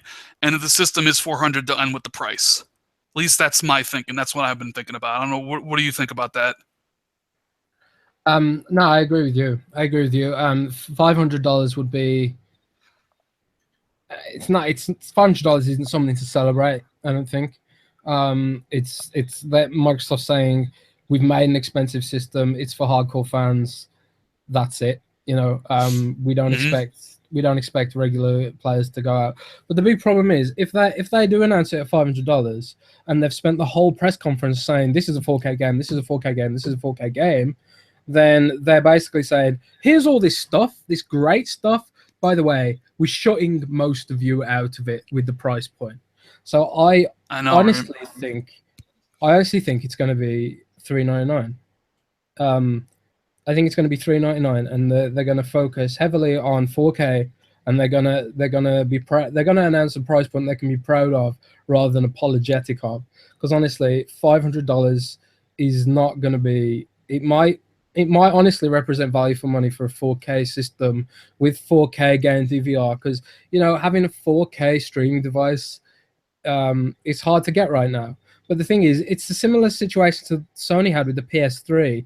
They were like, yeah, this is a hardcore system. It's got Blu-ray in it. Most of you maybe don't have full 1080p TVs yet. Most of you maybe got 720p TVs, because they were a thing. I had a 720p TV back in the day. Sony basically said, yeah, we're advancing here, but you're gonna have to pay a premium for it if you want those advanced features. And it killed the PS3, for a long time, and then they had to come out with the Slim. They had to invest a lot in first party, and and Microsoft were charging money for Xbox Live, and Sony still couldn't catch up, and because of how expensive the system was. So I think $500 is going to be a real problem for Scorpio, and if they focus on 4K and announce a price point that people won't resonate with, unless they announce some plot twists about Scorpio that we don't know about that make it even more compelling than 4K, I think that could be a problem personally, because I still think that 4K is overrated. I saw Gears of War 4 running 4K on PC, and yeah, it looks great, and Forza Horizon, it looks great and stuff, but it's like I personally care more about the games. I don't care about the resolution, and I'm not sure Right? how No, many people actually do care about the resolution. So I mean, 4K does look good. Last of Us does look really good in 4K. Um, one of the games, when I said there was going to be 7 multi-platform games or third party, I think one of those games is going to be a Japanese game. oh, I think. Well, no, it's just something like I remembered, and I think one of those games will be a Japanese game. I think, I don't know if it'll be on stage, but I would not be surprised to see Nier Automata make its way to Xbox. I I would know love there's like that. a new I would Monster love that. Hunter. I know there's a new Monster Hunter due to come out. And I fuck it, can't since see I can't see Monster Hunter in Xbox. well, Can't here's the see thing. it. I'm gonna make this prediction, and it's just a prediction, but fuck it. The Monster Hunter, whatever the fuck it new one is going to be on stage at Xbox. There you go. I I feel like you're I, saying it's a prediction, and you're gonna pretend that it's a prediction, so people think that you're really smart. But really, oh, you've heard something from one of your insider buddies that I'm oh, onto did you, Rand. I'm onto you. You're sneaky. First of all, oh, you pretend that you got a donation to buy a PS4 Pro to save face, and now you're pretending you don't know, so you can seem really smart. I'm onto you, Rand. I'm onto you. okay. I'm just saying, like, I honestly think there's going to be a Japanese game there. I don't know what it is, but I know there's supposed to be a new Monster Hunter, and yeah, it's not going to sell on Xbox, but What if just it's like the new last year with Mistwalker Tekken game? 7, New Mistwalker like game. look, Right. well, maybe, but look, it's just a prediction. Like, I'm probably completely wrong. So, fucking Monster Hunter, the next one, I'll be on stage at Xbox, and like it'll be on every system, but it'll be on the Xbox's stage. I don't know, whatever. It's just a prediction. It's. I went out on a limb on this one, Jez. Okay, I went out on a limb. A big ass limb. But I can't personally. I can't see Monster Hunter on Xbox One. I can't see it. Or whatever Monster Hunter is the one the PS4 is going to get, is the one that's going to come to Xbox. Monster Hunter is most popular in Japan by far. I know. As such, oh, I know it is. It'd be strange for Monster Hunter to hit Xbox One for a game, a game that revolves around grinding, that isn't going to be that popular in the West, that Microsoft want to sell on their system, which isn't popular in the East. I can't see it. I can see Nia. It's just a prediction. Look, I wanted to at least make one off the wall prediction, okay? And that's my one off the wall prediction. Monster Hunter, whatever that PS4. Do I get an off the wall prediction then? Sure, make an off the wall prediction, sure. Off the wall prediction. I don't know. Microsoft buys Sony, and the console wars ended. That's my prediction. That's your prediction. Wow. I don't have any prediction. I mean, one off the wall rumor that I keep seeing is that Bethesda are building a second party exclusive for Xbox. But I don't know. I don't like off the wall. It's too off the wall for me. Look, I mean, if that's true, that would lead credence to the rumors that the reason they moved it to Sunday was to show it off before Bethesda's conference, so the Bethesda could show it off twice. Yeah, good point. But actually, I've got an off the wall rumor from Software making a sequel to Ninja Blade, Scorpio exclusive. I'd be down for that. I like Ninja Blade, man. I swear Ninja Blade's a good game, and anyone who says otherwise is wrong. All those reviewers who said it was wrong, bad, they're wrong. Ninja Blade's great. Mm-hmm. I didn't play that game. Yeah. So it's a good game. I want it on backwards compatibility. But yeah, PlayerUnknown. That's another thing. Fuzzy Belvedere just said PlayerUnknown Battlegrounds on Xbox as a that could be. Yeah, I would not be surprised if that gets announced during like the ID at Xbox segment. It'd be kind of cool if it was like, by the way, play it now, because there will be a play it now stuff, and this is the other part of the thing I want to talk about was Microsoft's first party. Like, what are they going to show? And going back to last year's, they showed off Gears of War, Killer Instinct, Forza Horizon 3, ReCore, Minecraft, but let's not include Minecraft because even though that's first party, Minecraft will be there regardless. So Minecraft is ubiquitous, but you have Gears, Killer Instinct, Forza Horizon, ReCore, Scalebound, Sea of Thieves, State of Decay 2, Halo Wars 2 show. Not including Minecraft, you had eight first-party games that they showed off. Now the question is, how many are they going to show off this year? Do they have another 8 they can show off?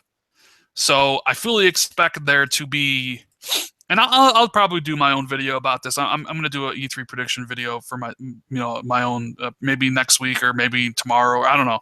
I'm going to do one of those, but obviously no Gears of War. Obviously no Forza Horizon 3, but then you can switch out Forza Horizon 3 with Forza Horizon or Forza Motorsport 7. So that's one, right? Halo Wars DLC we're probably going to see. But I don't want to include DLC. I'm talking like full games. Like Halo Wars DLC doesn't count. It's got to be full title. Right. So Forza Motorsport 7, State of Decay 2, Sea of Thieves, Crackdown 3, which I wouldn't be surprised if the Crackdown 3 also said, by the way, there's a beta and you can play it today. Would not be surprised. They seem to have done that because they did it last year with Halo Wars 2. So that's 4 games. We got Forza Motorsport 7, Sea of Thieves, State of Decay 2, and Crackdown 3. So that's 4. Now they had 8. So what are the 4 other ones? Now Microsoft, or at least the community manager of Halo, said that Halo 6 isn't going to be there. So Jez, yeah. So let's put our heads together. Can we think of 4 other games from Microsoft's first party? Well, damn, even Recore's not their first party, but either way, whatever. It's exclusive games, I guess. Solitaire in 4K. Solitaire in 4K. Solitaire in 4K. Look at that, Jez with the $2 donation, and he has a code for you guys to get Everspace. So pick it up. Thanks. Make sure you thank Jez if you grab it. So yeah, what do you think, Jez? 4 games. 4 games out. Like, is it? It's kind of tough, right? Like, it's like, okay, well, we know. Early for that Studio Gobo game. Gobo. I mean, they could show off a trailer. There's nothing preventing them from showing off a trailer of some kind. Do you think they're working on Fable's game? Well, someone just linked me a tweet of the guy saying he's making a demo build. So maybe it could be at E3 and playable.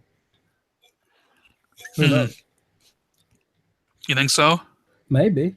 But I've seen people ask me what kind of game could this be, Studio Gobo, and they made Disney Infinity, right? So they made some of the playsets for Disney Infinity, yeah, but those were like third-person action games, essentially.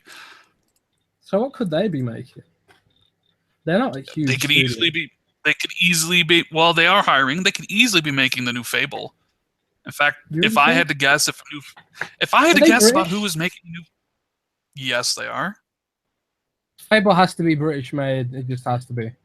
That's the law of Fable. So if you were thinking like, okay, Fable's coming back, then for sure, I think maybe Studio Gobo's the one. So okay, that'd be 5 games. So Fable plus those other 4. So what are the other 3? Halo's not going to be there. Viva Pinata. Viva Pinata. Who's making it? Is Rare making it? Maybe that's what Gobo's making. You know what? Should we even studios haven't we counted? You know what? Should we even include Killer Instinct in this list? Because all they showed off last year at Killer Instinct was General Ram. So let's not include Killer Instinct. So that would bring 8 down to 7. I mean, if they do show anything Killer Instinct related, it's going to be Season 4, which should be more than just one character. They've only just shown Eagle for Killer Instinct as an extra for Season character. 3. Yeah. Well, it's in Season 3. Okay, so ended now, so it's like a bonus character. I don't know. I mean, I guess, but so are you saying we're going to see some Season 4? I mean, because you can include that in your thing. That'll be your 6th game would be Killer Instinct Season 4 or whatever, I guess. Yeah, I'm going to say Killer Instinct Season 4. Yeah, with a maybe something, because Killer Instinct's like a really great game, but some of the solo content is really not that great, especially when you see what they've been doing with Injustice 2 and Mortal Kombat story mode. Killer Instinct story mode is really lackluster in my opinion. So maybe they could do something like that. But the problem with that is Iron Galaxy are also working on something else, so I don't know if they have the manpower to make a proper story mode for Killer Instinct. So I don't know. Mm. I don't know. That's why this is so hard, because it's like you look at the studios Microsoft has, and you think about what they could potentially be working on, and you just are left with, unless there's a secret game Rare's been working on, or another game 343 has been working on, or if Coalition was working on something else in tangent with Gears 5, like it's like, I wonder what it could be. And obviously there could be second party deals like Armature Studios and Recore, or this, rumored Fable 5 and Fable 4 and Gobo Studio. So it's like some of the stuff might come out as a surprise. Maybe there's a second party studio making a new Battletoads or something. But it's like you look at it's like, okay, State of Decay 2, Crackdown, Sea of Thieves, Forza Motorsport 7. Jez is saying, like, those are the 4 games you can lock down that will be their gameplay demoed for sure. But it's like, okay, we think a Fable 4 trailer, maybe. Jez is thinking maybe a Killer Instinct game or something, and I kind of agree with them. But after that, it's like, shit. Like, I would guess Halo 6, just because, like, it has to be there. I can't see them skipping on Halo. I mean, it is their biggest franchise after all. I don't know, man. Like, I'm honestly I just don't know. I'm looking at it. I'm like scratching my head. Like, I don't know what else could be there. I want to be surprised. Maybe they do have some surprises. So I couldn't even begin to guess what they could be, and that's the thing. At least with some of the third party stuff, you can kind of guess and name games and stuff, because you know what's going to be at Sony's, so which can't be at Microsoft's, and you do know some of the games that are coming out. But with this, it's like, I mean, it could be a brand new IP, and well, did Microsoft show off a brand new IP last year, Jez? Let's look at these games again. Recore, even they announced that the year before. No, they didn't last year. They did not announce a new IP last year. So, do you think we'll see a new IP announced from Microsoft this year? Yes. I'm gonna say hopefully. They need to show something. And have we talked about Ori 2 as well? Someone in okay. Ori 2, I think that'll absolutely be there. So that would be 6. So we only would need one more, basically. And Jez is thinking it's a new IP. There you go. I have no idea what it could be. It very well could be a new IP. But man, it's kind of hard predicting some of this stuff, especially their own first-party studios. And that was without that rumor today. Did you see that rumor that the show was only an hour long? It's not. It's 90 minutes. I know, but I'm saying, like, when I first saw that, I'm like, Oh yeah, I was like, wait a minute. I was like, oh my god, no, please no. I'm like, an hour. An hour is not enough. But then again, looking at this stuff, looking at what they showed 15 to 17 games last time, right? We counted them all. Microsoft's going to have to devote some time to Scorpio, so there may not be as many. So, looking at this list, there might be less first-party games and less third-party games because they need to devote time to Scorpio. So, but yeah, so last year they ended with Project Scorpio. I can't think, when's the last time they ended on a game? Do you remember? I know in 2013 they ended on Titanfall, but I can't think of when the last time, other than Titanfall, when's the last time they actually ended on a game. Did they end on Project Milo before? I don't know if they ended on Project Milo. my memory is like that. I don't know about that. Yeah. So what about Sony's? Let's talk about Sony's real fast. What do you expect to see at Sony's press conference? Just like God of War. God of War. God of War is probably going to be amazing. Let's be honest. Are you going to play it when it comes out? I don't have a PlayStation, do I? Man, I'd love a PlayStation. If only someone could donate me one, maybe I could play it. Jeez.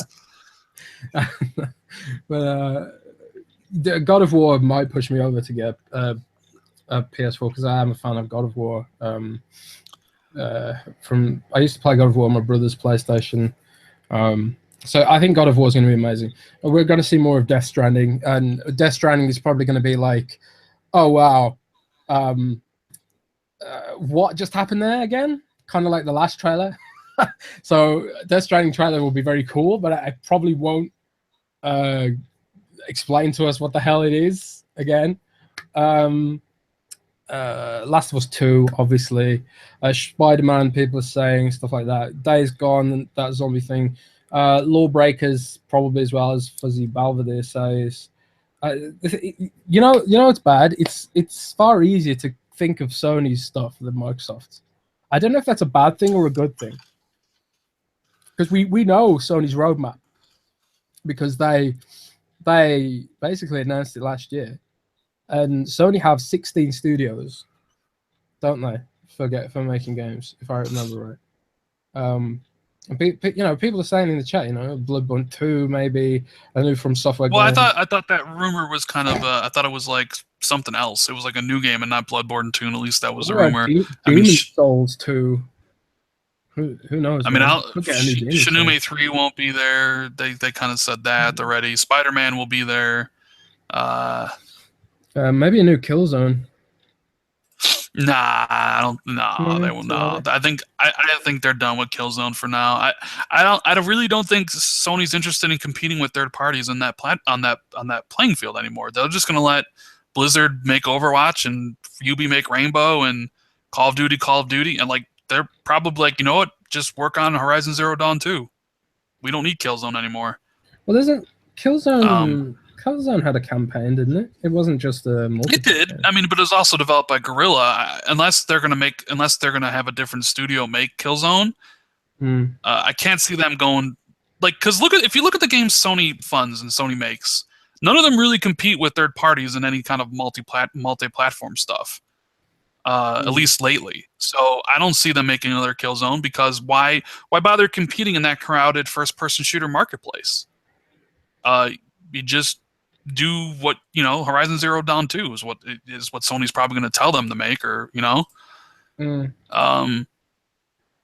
you're gonna have a bunch of third parties there: Destiny 2, Call of Duty, Far Cry 5. Sony have so much IP that they could bring back, and also there is one franchise that I am expecting to see announced that is pretty closely associated with PlayStation, and that's the Legacy of Kain series.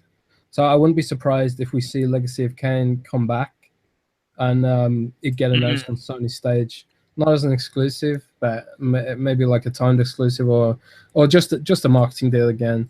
Legacy of Kain is coming back. I've heard. I also think Sony's going to save some stuff for Gamescom as well. I don't think they'll show some of those games. Sony don't do Gamescom, do they? They haven't done the last 2 games. They didn't do it last year, but I think, didn't they do it the year before? Or maybe they'll save it for the Paris Games Week or whatever. Or maybe they'll hold some stuff to PlayStation Experience, because they also have that in December. They may not show everything right. But I want to go back to Xbox real quick, because I thought about this as we were talking. I think Microsoft could be reviving an old IP, an OG Xbox IP. What do you think, Jez? I think that might be one of the games they bring back. Well, people have been talking about Battletoads. I know it's not an OG Xbox title, but people have been talking about Battletoads for a revival, for a long time.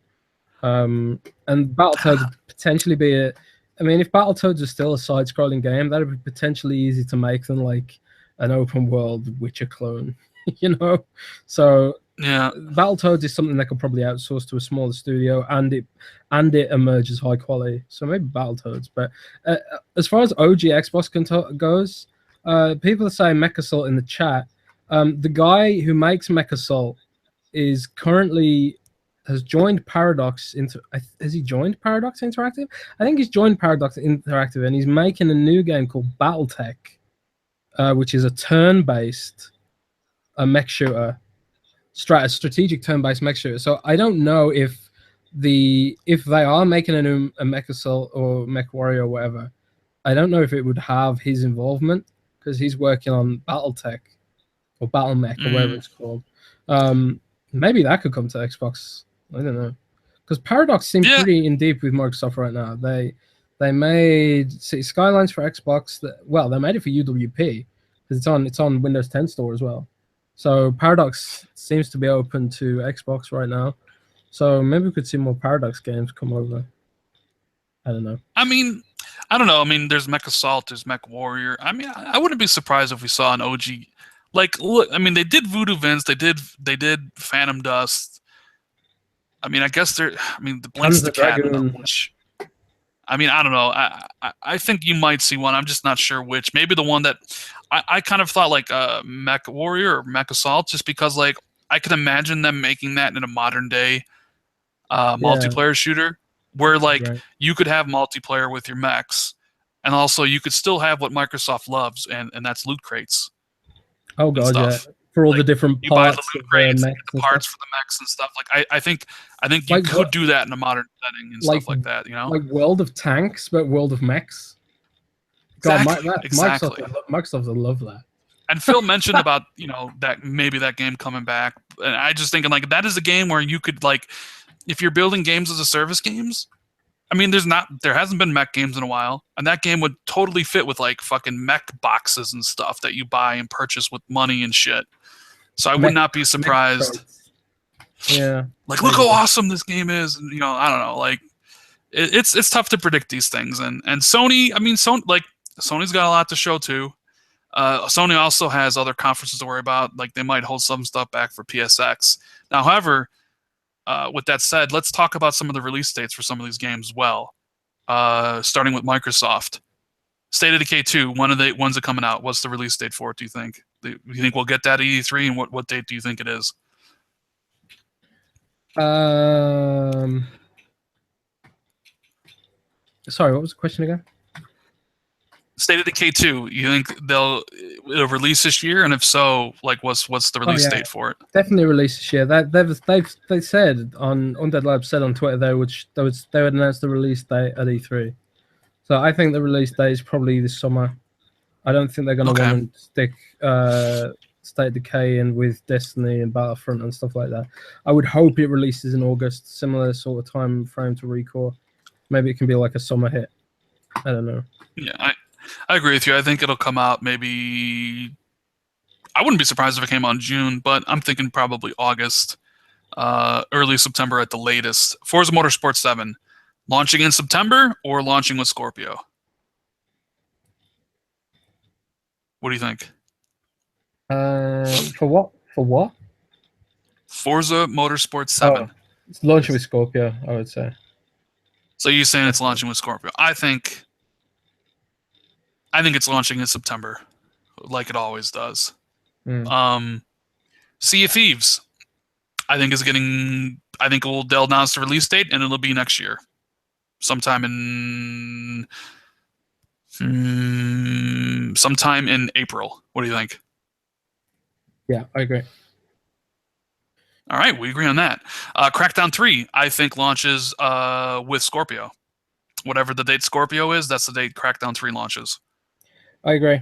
I think Scorpio Crackdown 3 is probably one game that can get away with it because there's no real games that compete with it, really, in that sort of wacky, well, not wacky, but sort of bombastic, sandboxy type games. Okay. Ori 2, if they announced, I think is maybe next year. Well, obviously the rest of the games would all be next year, but so for holiday games, Microsoft would basically have State of Decay 2, Forza Motorsport 7, and Crackdown 3 for their stuff. Now, Sony, do you think God of War comes out this year?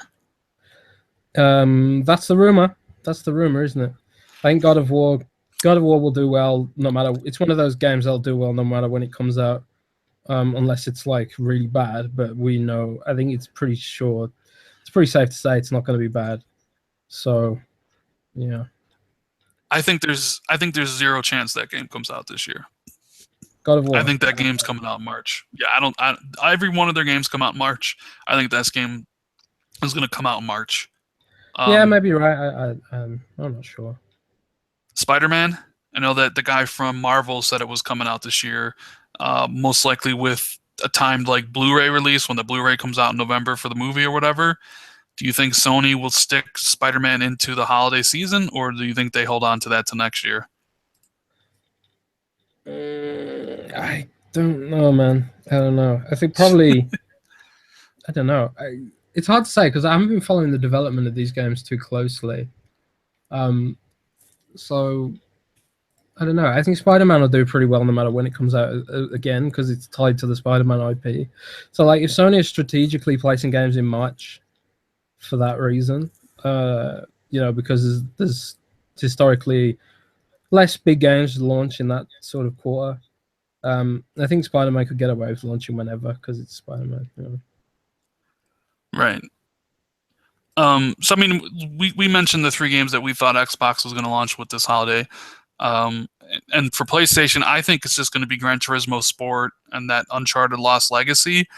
I think everything else they hold off till next year. I think Spider-Man's next year. I think God of War is next year. I think Days Gone is next year. I think that's what they're going to have. What did they end up with this this year then? Just marketing deals? I mean, they had Horizon Zero Dawn and a whole bunch of. I mean, for holiday season. Well, I mean, looks like it. Marketing deals, Gran Turismo, a new Uncharted, a bunch of marketing deals, and Microsoft is basically going to have Scorpio, State of Decay, Forza, and Crackdown. I mean, so Forza and Gran Turismo, I guess you could say, cancel each other out, and then it's just basically like this year, Triggerman says. Oh yeah, I think that's coming out in June though, if I'm not mistaken. Or is it coming out at the end of the year? I don't know. I thought it was coming out in June. Yeah, Sony's MOs, they don't release games in the holidays. So I don't think any of their games will come out this holiday. And I think Xbox only has a couple. Definitely not as many as last year. So, but yeah. All right. If you guys have any questions, start thinking of them, put them in chat because we're going to talk about Far Cry 5 real quick before we end the show. So, Jez, did you see the reveal for Far Cry 5? All the stuff. I haven't watched it yet. Have you at least seen the controversy surrounding Far Cry 5? I've seen people being annoyed about the controversy, but I haven't seen anyone being controversial about it, to be honest. Well, I made a video about it, and there's people on both sides. There's definitely people complaining about the portrayal of the villains, like a white Christian Donald Trump supporter pick of being the villains in the game, and they feel it's like attack on white Christianity. So there's people like kind of railing against that. There's even a petition to get the game and the villains changed. The petition's a troll, man. You read it? I read it, and yeah, I read it, and my first thought was a troll. But you don't know in this day and age on the internet, man. You don't know. I've seen more people be mad about the controversy than people be mad about the game. So I don't know if it's just one of those weird memes or not. I think Far Cry always takes like. Ubisoft in general, I mean, for Ghost Recon Wildlands, the guys at Bolivia, the Bolivian government, not the guys at Bolivia, the Bolivian government sent a formal complaint to France about the way Bolivia had been depicted in Ghost Recon Wildlands. So Ubisoft aren't really known for pulling their punches when it comes to depicting nations in video games, So this is what Ubi does, they're not shy to controversy and stuff. So who knows, man? Right. It's just ridiculous. I don't care. Give me a gun, give me things to shoot, and I'll shoot them. I am indiscriminatory towards what I kill in video games. Demons. I agree. People. I don't know. Dragons. Animals. Give me a chainsaw. Jez just wants to kill things. That's why he doesn't like Rhyme, because you don't kill anything in Rhyme. But you can kill things in other games. The first thing I tried to do in Rhyme, I picked up that orange things out of the tree, and I tried to throw it at the pig. And it didn't work. You would do that. It didn't work. Nothing happened. Rhyme's a bad game. Yeah, so let's get into some questions here. Far Cry 5, fucking people are just losing their minds. I don't know what it is. The whole internet is crazy. What about Record Definitive Edition and the Tankbot DLC? Yeah, that was announced early this year, and they haven't announced it yet, so there'll probably be a trailer for that at E3. I don't think that's a good idea, but nobody cared about ReCore really before, and I don't really think E3, unless you're going to announce a ReCore 2 along with it or something, it'll probably be, well, it might be one of those like pre-show things, like before the show. Maybe not That's something they'll exactly. probably announce on Mixer. Yeah. Yeah, the DLC maybe. Our boy Predator H2O asks, when Microsoft makes Minecraft 2, do you think they should continue to make it multiplayer or just keep it Xbox PC? I think they will never make Minecraft 2. No, they won't. They'll never make Minecraft 2. Minecraft is they've spent the last year changing Minecraft's backend specifically so they can keep adding more stuff to it. So like the whole bedrock system changes Minecraft's core code from Java to, you know, something UWP compatible. They're not done with base Minecraft yet. They probably will be Minecraft 2 one day, a million years in the future. But I think Minecraft is a service for the foreseeable, long-term foreseeable. I think Minecraft might even be bigger than Xbox at this point. Honestly, it is. It is bigger than Xbox. It's that big. So I don't think it'll ever be exclusive, and I'm not sure. It might be a long time before we see a sequel. But Gijir says, Rand, what games are you playing on the PS4 after Uncharted and Last of Us? Well, after I finish Last of Us and the Uncharted collection, it'll be Uncharted 4. And then I want to play Until Dawn. I want to play Horizon Zero Dawn. And I want to play God of War 3 Remastered. And then after that, we'll see. Nier Automata seems pretty cool. I'd have to look at my games list, but like those are the ones I'm going to definitely play for sure. Mega Chris asked if I played Last of Us yet. I have. I put about a couple hours into it. I'm going to play more of it tonight. Face23 BKNY. Do you think Microsoft is late to the party with Scorpio? I feel like they're always 2 steps behind. That's an interesting question. What do you answer that first, Jez? What do you think? I don't know. I mean, if Phil Spencer said he could have released a sub 4K Xbox last year, and they were prototyping one, but they decided not to. They decided not to make a PS4 Pro. They decided to make something that would be 4K native for your 4K TV. You know, so whether that was a mistake on Microsoft's part or not, I don't know. That's something we'll find out at E3. But I do think if you've got a 4K TV, you'll get more out of it by having Scorpio than you would a PS4 Pro in terms of multiplats. I mean, obviously PS4 Pro has exclusive games and Japanese games, and you know that's a whole nother discussion. But if you're talking about heavy hitting multiplats like your Battlefronts, your Destinies, and all that stuff, in theory, and Phil Spencer's been teasing this all week, Xbox are confident that the game's going to look better on Scorpio. So if you care about that stuff, I don't personally care that much about resolution. Never have cared about resolution. But if you care about that stuff, you're going to get more out of Scorpio than you would PS4 in the console space. I mean, obviously, if you want the best, you need a PC. I think Microsoft made a strategic decision waiting the 1 year. I think, like Jez just said,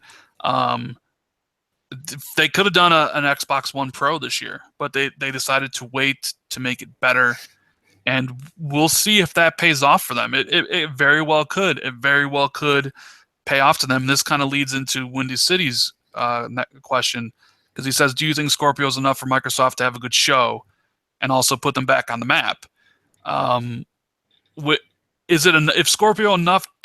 I don't think Scorpio by itself is enough for them to have a good show. I think they need to show commitment to their first party and show future games. I don't think just showing off Scorpio is enough. At least I don't think it is for me. And could it put them back on the map? I mean, sure, like nothing's set in stone. Scorpio could amaze.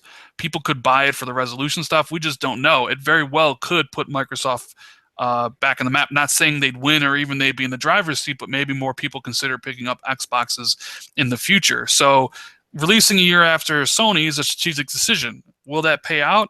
Well, that is, we'll just have to wait and see on that one. Right, Jez? I mean, do you think the same or no? Yeah, it's too early to say. It's really too early to say. But hopefully it does help them catch up to Sony a bit, because the best case scenario is that both companies are doing well at the end of the day. That's the best case scenario. Buddha wants to know if you think they'll close out the show with the reveal of an Xbox One handheld.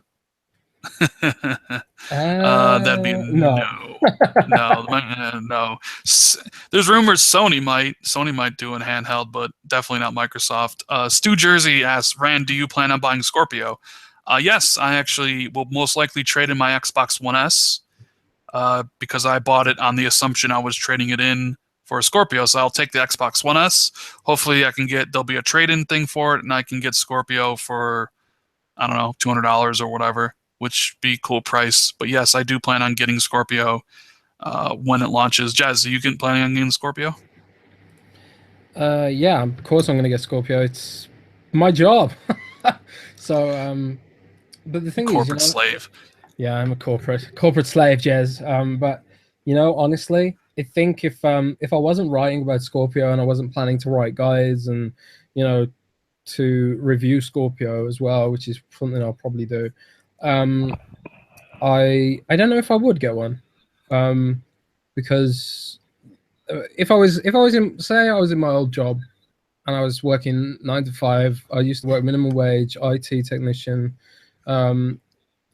And Scorpio comes along and they say, right, you want to buy Scorpio, you need a 4K TV, and you need to buy this console for 4K resolution. I don't know if I would.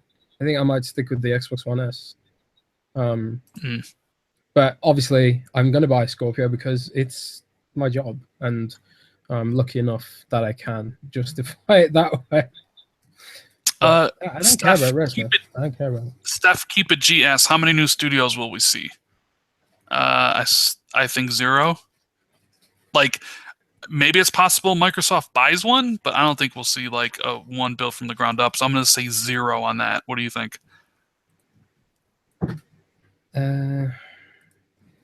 Sorry. Can you repeat? New studios. It's like we've ran over what we usually do. So like, I know. I'm running into a point where I got deadlines again. So all right. We'll end the show. He just wanted to know if you think they'll show any new studios at E3. Announce any new studios.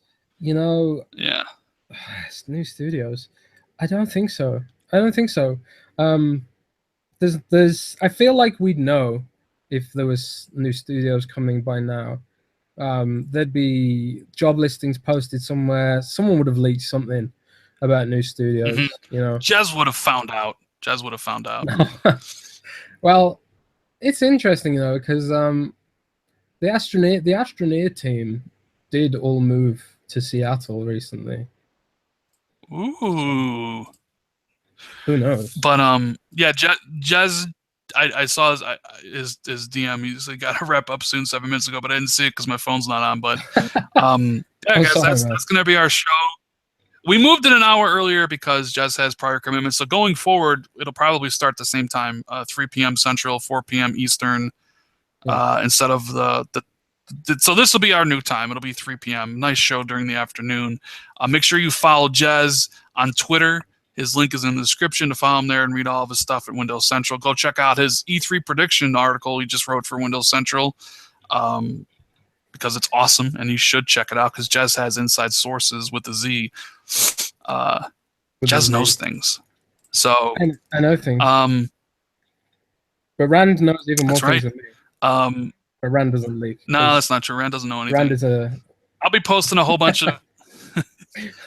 I don't leak. I don't know anything. So as for me, I'll be posting videos all week long. Like I mentioned before, if you want to help see the channel grow and help me buy a new PC, the donation button is in the description. Everything is greatly appreciated. I'm trying to do this YouTube thing right because me and Jeff have conversations about this all the time. So, but anyways, we almost had like 400 people tune out to listen to us ramble about the prediction stuff. Thanks for all the donation, guys. Saji, we'll get on SoundCloud. Jez for the code and the donation. Lord Addict for the donations. Really appreciate it. It's going to be up on SoundCloud and iTunes. Eventually, we will get that done. And we'll see you next week for a new show, episode 12. So with that, we are out of here. Everybody have a good rest of the week.